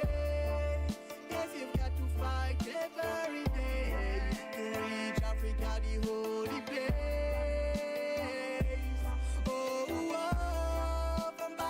You've got to run away. It's our soul that we have to say. Repatriation is the only way. T'as quitté la terre de ton père et de tes aïeux, car depuis petit y'a que pour l'Occident que tu n'as Dieu. Commence alors ton long voyage. Travers les années, tu traces ton chemin. Comme l'aliénation fait des ravages, leur mode de vie a primé sur le tien. Te sentirais-tu pas mieux chez toi, entouré des tiens, armé de tes repères, yes. Viens rejoindre notre sacré combat, porter Mamafrica vers une nouvelle ère. Oh, from Babylon you've got to run away. Yes, you've got to fight every day to reach Africa, the holy place. Oh, from Babylon you've got to run away. It's our soul that we have to say. Repatriation is the only way. Wadada, wadada. Repatriation is the most, brother. Wadada, wadada. Repatriation is the most, sister. Wadada, wadada. Wadada, den. Wadada. Et oui, on est à l'écoute de l'émission Dougout 100% Afrothérapie tous les mardis de 20h30 à 22h30. On va revenir avec nos invités. On vient d'écouter Bingy Face, Back to Africa. Back to Africa. Merci pour l'historique de ce magnifique son, roots, reposant, apaisant et rempli de talent. Alors, on revient donc sur le plateau. Je me tourne vers toi, Morgane, parce que tonton a un gros côté associatif. Je vais revenir dessus tout à l'heure. Toi, est-ce que tu as ce côté-là aussi également ? Militant, oui, à ma manière. C'est-à-dire comme je le disais, j'ai découvert des pépites, j'ai consommé d'une autre façon. Et, du coup, c'était déjà du militantisme, de consommer directement au producteur, d'être consommatrice moi-même, de toujours promotionner en fait ce que je voyais qui était qui venait d'une bonne pratique en fait. J'ai toujours eu à cœur de partager en fait, de transmettre. Et c'est comme ça que m'est venue l'idée de mettre en lumière en fait ces personnes. Alors ça commence par l'agro-transformation parce que c'est mon domaine de prédilection, bien évidemment, mais ça ira certainement vers d'autres domaines. L'agro-transformation, d'accord. Alors, est-ce que tu peux, tout à l'heure tu en as parlé un petit peu, mais de quoi il s'agit matériellement parlant en fait, l'agro-transformation? C'est de prendre en fait un produit, une plante et... Voilà, en fait, de prendre des matières premières de type agricole et de leur donner un autre usage. Donc, en fait, de la valeur ajoutée, que ce soit en produit de soins naturels, que ce soit en produits glacés, en artisanat, en liqueur, en miel infusé, en boisson fermentée, voilà, tout ce qui peut toucher, en fait, d'autres usages qu'on a des matières premières agricoles. Donc, c'est ce que j'appelle, ça englobe, en fait, pour moi, l'agro-transformation. On transforme les matières agricole. Transformer les matières agricoles. Tirer profit de maximum de ce qu'on nous donne. De ce que le sol nous donne. Parce que le sol en vrai, le sol nous donne tout. Oui. Le sol nous donne tout. C'est ça, et on peut en faire en fait différents produits. C'est ça l'intérêt. Donc avec nos légumes pays, on fait des farines. Avec ces farines, on fait des gâteaux, on fait des brownies, on fait des acras. Voilà. Donc toute une panoplie de produits qu'on dit en fait sans gluten et qui ont des indices glycémiques bas, puisqu'en fait nos légumes pays sont très riches. et ils ont des indices glycémiques bas. Donc on est déjà une population avec une prévalence de diabète de type 2 qui est très forte. Parce que bien évidemment béni au sucre, on ne va pas revenir sur des sujets, obésité, donc troubles cardiovasculaires derrière, hypertension, et voilà, donc quand même, certes on est souriant, on est énergique, mais il faut aussi avoir conscience de cette réalité, qu'en fait il y a des problèmes de santé quand même, qui sont importants. En fait, j'en ai pris d'autant plus conscience quand moi-même j'ai exposé en fait. Voilà, j'ai eu à cœur en fait de promouvoir cette boisson dès 2021, de prendre mon petit bâton de pèlerin, de me dire bon allez, je fais les petits événements agricoles, agroalimentaires, bien-être. Voilà, j'étais un peu partout. J'essayais de promouvoir le kombucha parce qu'en fait on avait des producteurs historiques, je dirais, qui effectivement produisaient en plus grande quantité, qu'on trouvait plutôt dans des magasins diététiques. Et on ne les voyait pas forcément sur ces marchés de proximité, ces événements de proximité. Et pour moi, c'était le moyen déjà de promouvoir les bienfaits, mais voilà, de proposer une boisson peu sucrée. Alors bien évidemment, quand on arrive sur ce segment-là, on se prend des vents. Hein. Ça n'a pas été facile dès le départ de l'imposer. C'est pas qu'on combat contre des lobbies. Hein. Mais c'est surtout que les habitudes, on a le palais doux, comme on dit, on a le palais doux, donc casser ce palais-là d'emblée, ça n'a pas été évident. Donc il y avait déjà des personnes qui étaient dans cette dynamique quand j'ai commencé, et puis d'autres qu'il a fallu ramener au produit et au fait que ce soit peu sucré. Et petit à petit, finalement, ça s'est imposé dans l'environnement, dans le paysage, et je dirais 3 ans et demi après, 4 ans, voilà, la boisson est reconnue. J'en suis très heureuse parce que j'aurais pu lâcher, j'aurais pu me dire oui, je rajoute 2 cuillères de sucre et ça passe comme une lettre à la poste. Non, c'est une boisson qui a en fait un goût qui est quand même particulier puisqu'elle est fermentée. Voilà, donc il faut s'y habituer. On prend vite l'habitude. Il suffit de la boire frappée. Quand je dis frappée, bien fraîche pour nous, en Martinique, et ça passe facilement. Voilà. Et puis en fonction des saveurs aussi, que je travaille, il y a des goûts qui sont un côté en fait fermenté qui est plus ou moins marqué. Donc il y aura toujours en fait des kombucha un peu plus soft, plus doux en fermentation, d'autres qui sont moyennement fermentés, et puis d'autres vraiment, voilà, ça va plaire aux Canadiens, aux Américains, parce que eux, ce sont les premiers producteurs en fait de kombucha. Alors, un peu paradoxal pour les États-Unis qui finalement ont lancé cette fameuse boisson qui a envahi le monde et qui l'envahit toujours, qui a une population fortement aussi obèse, et peut-être pour contrebalancer les choses, a peut-être vu dans le kombucha une certaine forme de porte de sortie pour sa population, puisque quand on regarde dans ces pays, on arrive dans les supermarchés, il y a des rayons, des rayons entiers de kombucha en fait, de marques différentes, de firmes différentes. Hein. Ce sont vraiment des producteurs, les plus gros producteurs au monde. Voilà, États-Unis et Canada. Donc effectivement, quand ils visitent par le biais des bateaux de croisière la Martinique, mais ils sont contents parce qu'ils connaissent déjà ce produit et ils voient qu'il y en a une déclinaison aux saveurs locales, et c'est vrai qu'eux ils ont plutôt un palais qui est marqué en fait avec la boisson, donc ils vont être plus sur des fermentations bien caractéristiques, quoi. T'es plus sucré aux États-Unis qu'en Martinique? Pas forcément, non. T'as fait un benchmark et tu t'es rendu sur place pour vérifier justement Pas encore, mais voilà, j'ai pu avoir des informations, et il y a plusieurs marques aux États-Unis, mais ils sont pas forcément sur des aspects sucrés en fait. Et ça m'a justement, c'était étonnant qu'ils recherchent en fait des kombuchas qui soient attirés par des kombuchas un peu plus corsés en bouche. Voilà, sachant qu'en Martinique c'est plutôt alors, je dirais la moyenne charge plutôt quelque chose. On reste toujours dans un palais doux, pas trop agressif, sweet. Mais en fait, ce qu'elle fait, c'est inimitable, parce qu'en fait, c'est vraiment une élaboration personnelle. Donc, je ne sais pas si c'est breveté, mais en tout cas, c'est inimitable. Tous ses goûts, c'est tout ce qu'elle fait, parce que c'est la recherche derrière. Hein. Donc, c'est vrai que là, ce serait intéressant qu'elle se fasse, qu'elle ait des sponsors, des partenaires. On dira, parce que c'est pas de la volonté de Morgane, j'imagine, d'en faire une industrie, mais parce qu'il faut que ça reste quelque chose.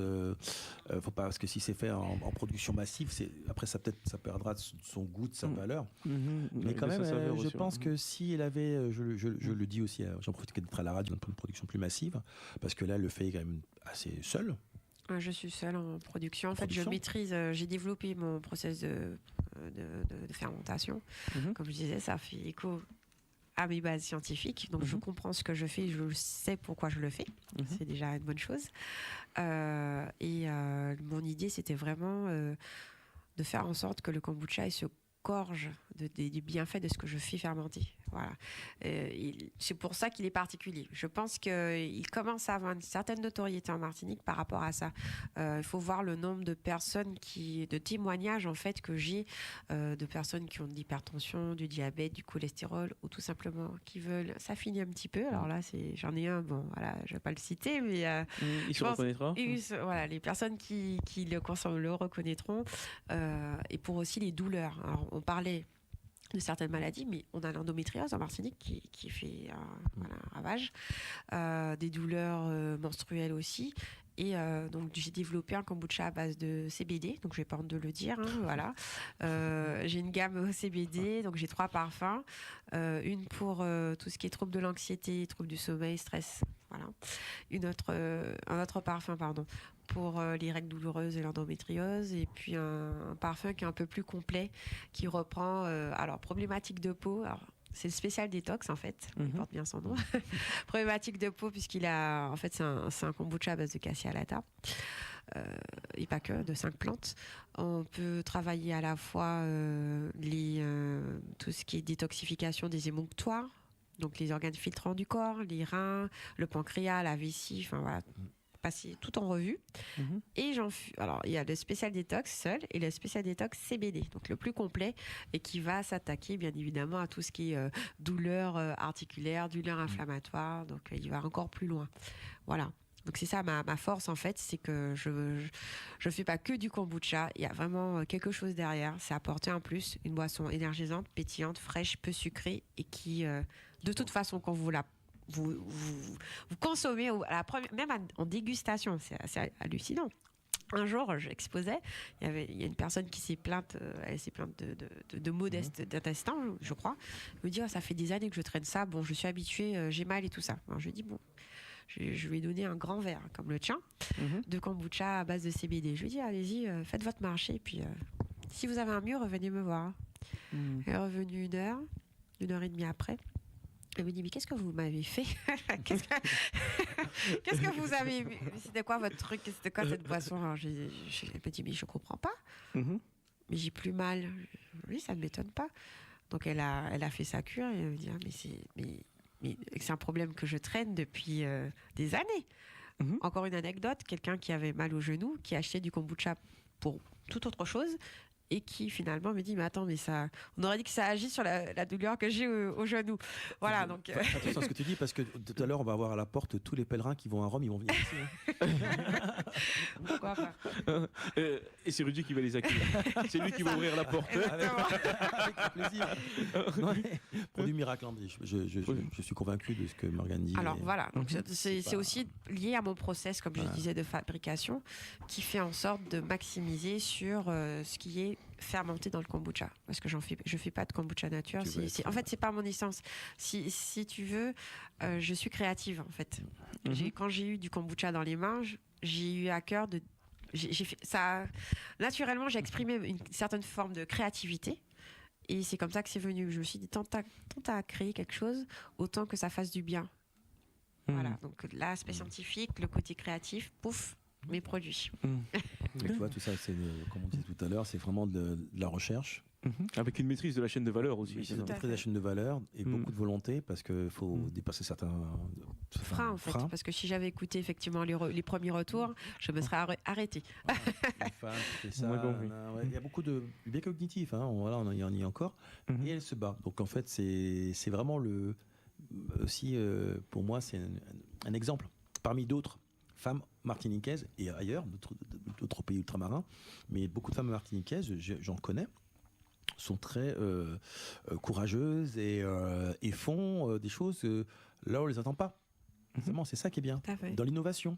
Et dans cet aspect-là, pour rester sur le plan innovant, je les ai ramenés, je vais les sortir. Parmi les agrotransformateurs passionnés qui sont mes collègues, en fait, ils sont devenus même comme une sorte de famille. Il y a une dame que j'apprécie énormément et j'espère qu'elle m'écoute, Marie-Christine. Marie-Christine, on te salue. Voilà, marque valorisée. Il y en a une autre ici, je vais l'évoquer, qui a développé des produits de soins naturels à base de nos plantes. Donc voilà, on a du sporiasis, on a de l'eczéma. Elle a une gamme à base de cassialata, cheveux secs et cassants, des produits à base de moringa, l'huile de cannelle pour aider pour tout ce qui raffermissement des zones qu'on veut travailler. Elle a un baume qu'elle a appelé baume Manicou. Alors ça va peut-être parler aux Martiniquais avec voilà, le fameux marsupial qui se fait malheureusement écraser sur le long des routes. Mais alors baume Manicou n'est pas fait avec de la graisse de Manicou, c'est vraiment pour décongestionner les bronches parce que c'est une question qui revient. Alors je préfère préciser. On pourrait croire. Alors, si bien qu'un jour, j'ai dit à un de ses clients, effectivement, alors, j'étais très sérieuse, avec vraiment un visage très dur, très sérieux. Oui, tout à fait. En fait, elle s'amuse à récolter les manicous écrasés. Elle fait donc vous aviez le bob. Et le monsieur, il a crié ses yeux en pensant que, comme j'étais très sérieuse, en pensant que c'était vrai. Donc non, c'était juste pour marquer les esprits. Elle a ce fameux bob manicou qui est fait à base de plantes, je vous rassure, aucun produit animal, et qu'on passe en fait au niveau des branches et qui décongestionne. Voilà. Donc ce sont aussi des produits que que je propose en fait à la vente privée de samedi, puisque j'ai à cœur, c'est vraiment un de mes gros coups de cœur. Je trouve qu'elle a un savoir-faire énorme qui lui a été transmis par sa grand-mère. Elle a été élevée dans les plantes et par sa grand-mère, et aujourd'hui cette dame, elle nous propose de nous soigner différemment. C'est quand même extraordinaire d'avoir des produits cosmétiques aussi différents, qui soient sans conservateur, qui soient naturels et qui se gorgent en fait de la richesse de ce qu'on a sur l'île. Donc voilà, Marie-Christine, encore une fois, bravo. Bravo, franchement. Et je suis très fière de pouvoir être c'est toutes les plus-values, un peu sa représentante. Il y a beaucoup de choses, mais il faudra faire une plateforme, j'imagine.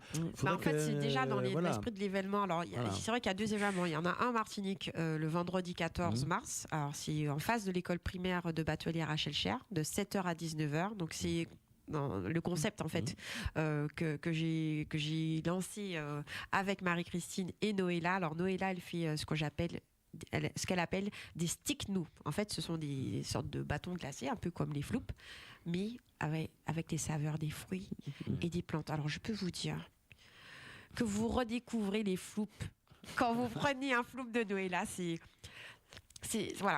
L'essayer, c'est l'adopter, mais je crois qu'il faudra lui trouver une autre phrase parce que c'est au-delà de l'adopter. C'est extraordinaire ce qu'elle fait, et ça faisait des années que je me disais, mais attends, c'est vrai que on est addict des floups depuis gamin, en fait, depuis tout petit, tout le monde connaît les floups ou frissons, parce que ce sont des marques. Mais jamais on s'est dit, parce que certains sont faits quand même avec des colorants, il faut se le dire, il y a peut-être une partie chimique, et puis c'est très sucré. Et là, elle a réinventé dans cette même dynamique de produits innovants et sains et locaux.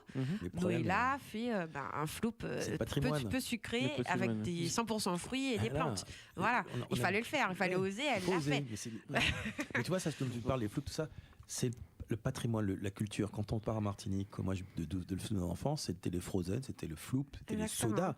Donc on tient à ça. Le Royal Soda qui est ici, tu vois. Donc ce sont des choses culturelles qui sont rentrées. De recommunier avec notre île. Quand on part et qu'on vient en vacances, on recommunie avec notre île. Quand on y habite, on a cette habitude de prendre les mêmes choses parce que c'est sucré, c'est doux consigo, quoi. Donc en fait, on se laisse avoir. Donc il faut que ça rentre dans l'éducation, dans les habitudes des gens. Ça prend du temps.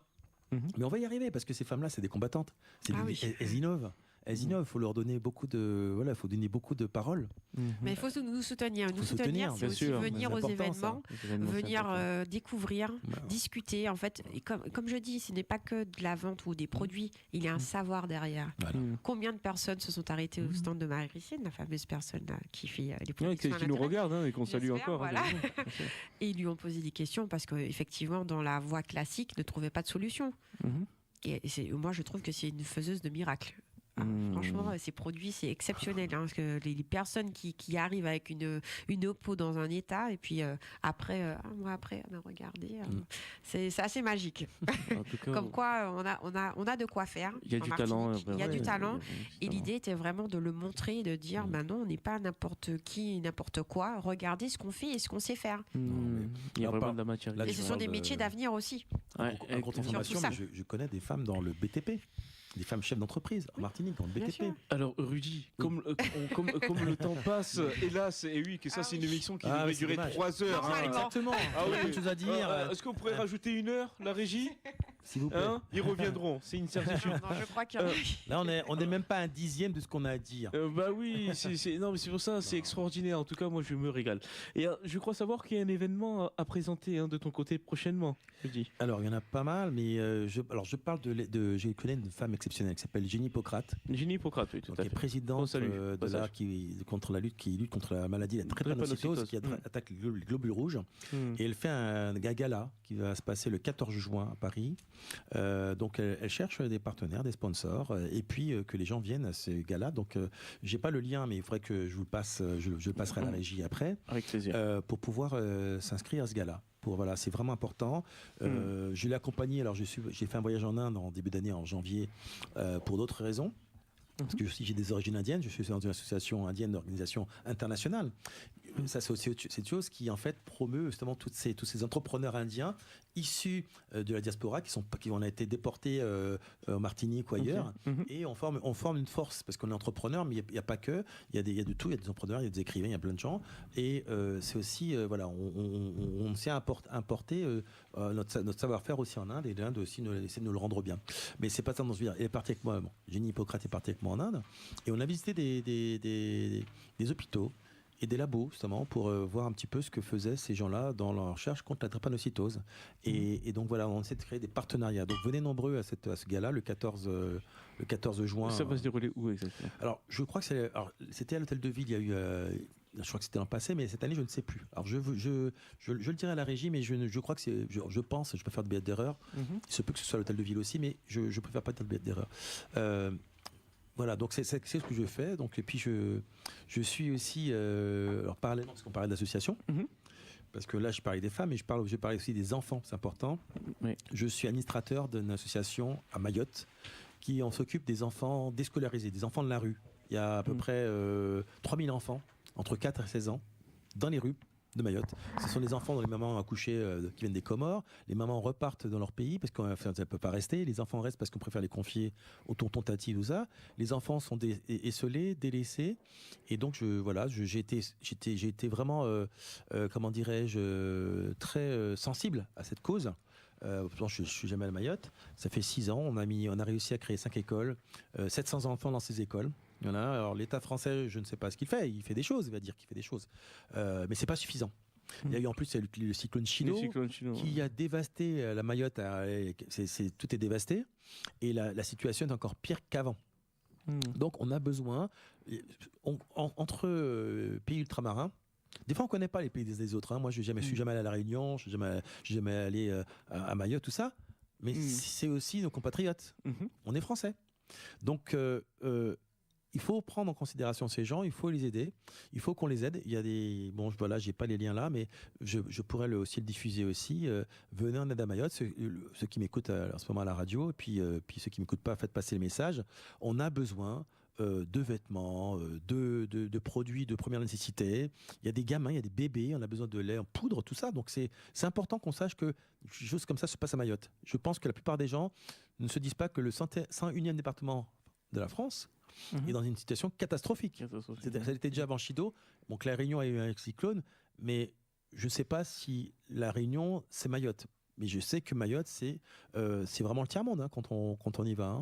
C'est pas une blague. Et quand j'ai vu, comment dirais-je, la ministre, je ne dirais pas le nom, qui est partie là-bas, quand j'ai vu, ils ont envoyé les forces de police, des forces, comment dirais-je, détruire les cases en tôle, je me suis dit, mais où vont habiter ces gens ? C'est une situation catastrophique. Voilà. En tout cas, bravo et merci pour cette actualité riche. Tu vas revenir parce qu'avant le 14 juin, tu reviendras même avec Dini s'il le faut. D'accord. Oui. Parce que par rapport à mon activité, alors justement, je vais finir avec ça par rapport à ce que j'avais voulu dire. Moi, je l'ai dit, je suis dans l'aéronautique, mais ce que je fais, ça sert aussi bien à l'industrie, l'aéronautique que le naval, que l'automobile. On voulait. Si j'étais intéressé par la Martinique, c'est parce que mon grand frère Patrick, qui est en Martinique, travaille dans la seule école, le seul lycée qui est généraliste, mais qui est aussi technologique, où il y a le seul simulateur de vol de France et de Navarre. Je crois qu'il y en a un second dans les Pyrénées, mais voilà. Et c'est lui aussi qui m'a inspiré, qui m'a dit il faut que tu viennes là-bas, prêcher la bonne parole, inspirer les jeunes. Et l'idée, c'était de créer des pôles d'excellence, des incubateurs, pour que les jeunes qui sortent du bac, après le bac, puissent avoir des filières scientifiques. Donc je suis affilié avec le CNRS, on pourrait créer une succursale du CNRS aux Antilles. J'ai d'autres organisations qui seraient prêtes à venir aux Antilles. Souvent j'entends des gens qui disent aux Antilles, l'administration aux Antilles, je ne citerai pas de nom non plus, les collectivités, qui disent oui, il faut favoriser les locaux. Mais ils ne favorisent pas tant ça que les locaux. Enfin, ils prennent quelques personnes, mais on ne favorise pas tant que ça que les locaux. On pourrait plus les favoriser. Alors moi, je suis issu des Antilles, de Martinique. Je peux venir avec des gens, avec mon équipe là-bas, aider à développer ces pôles d'excellence. Parce que avec moi, j'ai des ingénieurs, j'ai des mathématiciens, comme j'ai dit, physiciens. Les jeunes ont besoin de ce savoir-là pour développer d'autres compétences. Et je sais que j'ai appris qu'il n'y a pas longtemps qu'il y a un aérodrome qui veut se créer à Martinique. Et j'aimerais participer justement à l'élaboration de cet aérodrome. Parce qu'on a un savoir-faire que peut-être qu'on n'a pas là-bas. Voilà. Donc je le dis aussi, c'est un message aussi pour les collectivités, pour savoir que nous avons les compétences avec mon équipe pour former des jeunes comme des mécaniciens. Alors là, ils vont faire un aérodrome comme mécaniciens. Mécanicien, c'est une formation qui prend très longtemps, 5 ans. Il faut des bons mécaniciens. C'est plus long, une formation de mécanicien que pilote. Donc on a besoin de ces formations-là. Donc on a des compétences dans mon équipe. On peut même s'occuper de toutes les logistiques maintenant d'un aérodrome. Voilà. En tout cas, chapeau. En tout cas, bravo, c'est très inspirant. Alors, toi, tu as un événement. Tu peux nous en parler un petit peu plus, l'événement de samedi. Du coup, parce qu'il reste 3 minutes là. En fait, j'en ai deux, puisque j'ai déjà évoqué celui qui est en Martinique, puisque ça se fait la même semaine, donc autour de l'agro-transformation, le vendredi 14 mars, en face de l'école primaire de Batelier Rachel Cher. Donc venez, n'hésitez pas à venir nombreux. C'est toute la journée, 7h, 19h. Vous découvrirez les produits de Marie-Christine Martinique valorisés. J'ai un représentant sur place, donc j'aurai aussi mes kombucha, mes produits. On aura les fameux flous pays de Noëlla et puis bien d'autres, miel, les produits d'épicerie fine aussi, puisqu'on sait faire. Vinaigre, confiture, on aura du snacking sans gluten, bar à soupe. Et puis c'est un événement qui est parrainé par Mali, que je remercie. C'est un artiste aussi très engagé. Malik. Mali. Ah, Mali. D'accord. Voilà, président de l'association SDF, donc Soulager difficultés frères, donc qui agit en fait pour aider tout un chacun qui les nécessités, on va dire. Voilà, donc il parle de l'événement. Il y a toujours un boucantage à cet événement. Pourquoi ? Parce que je tiens à mettre à l'honneur des figures emblématiques de la Martinique. Et en l'occurrence, ce sera un agriculteur passionné qui sera présent. Donc ça, c'est en Martinique. Et le lendemain, à Paris, donc le samedi 15 mars, de midi à 19h.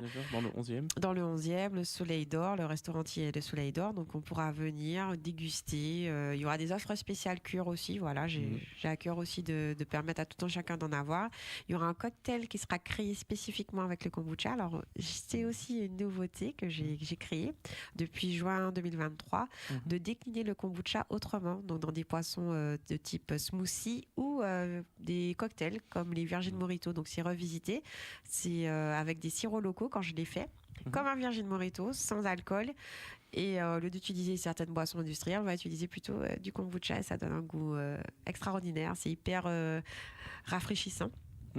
Et donc voilà, pour l'occasion, n'hésitez pas, venez voir et découvrir cette fameuse boisson dont on parle tant. Alors, vu qu'il reste une petite minute, où est-ce qu'on peut vous retrouver, justement ? Alors, moi, j'ai une page Instagram, donc Kombu Pays, KOMBU-8 PEYI, ou bien sur WhatsApp 06 96 17 89 56. Voilà. Très bien, ma chérie. Merci infiniment. Et très, très rapidement, toi, où est-ce qu'on peut te retrouver, toi, Rudy ? Alors moi, sur ma page, j'ai une page LinkedIn. Voilà, avec mon nom, Rudy Govindorazo, R-U-D-Y, Govindorazo, G-O-V-I-N-D-2-O-R-A-Z-2-O. C'est compliqué, mais c'est facile à dire. Et donc, j'ai une page aussi internet, www.flinaero.com. Flinaero, F-L-Y-N-A-E-R-O, Flinaero. Donc, vous pouvez me retrouver. Et puis, mon téléphone, 06 84 39 19 96. Merci infiniment. Voilà, les 2 numéros ont été passés. En tout cas, merci de votre venue. Merci de nous avoir reçus. Merci pour cet échange. Et la régie aussi, parce qu'elle fait un bon travail. Merci pour les infusions. C'est pas assez long, malheureusement. Je commence à me plaire. Là, je commence à me sentir chez moi. C'est exactement ça. Vous allez prendre la carte d'abonnement. Et quand vous revenez, vous ne revenez pas les mains vides. C'est sur ça. La première venue, on n'est pas venu les mains vides. C'est normal. C'est très bon. On va écouter. Vous allez voir. En tout cas, avec grand plaisir. Très, très curieux de découvrir en tout cas ces saveurs. En tout cas, merci à vous. Et merci. Soyez connectés. Donc, tous les mardis, de 20h30 à 22h30, votre émission 100% Arthrothérapie Radio Doubout. École des Ridimes 106.3. Vous mettez dans le même sac, en tout cas dans la même phrase, le rap et Yasmina Kadra. Je suis pas d'accord. Je pense que le rap est une sous-culture d'analphabète, et je pense au contraire que Yasmina Kadra est un grand écrivain français. Rapologie. Vous êtes sur RTP avec l'inconsolable, c'est Rapologie.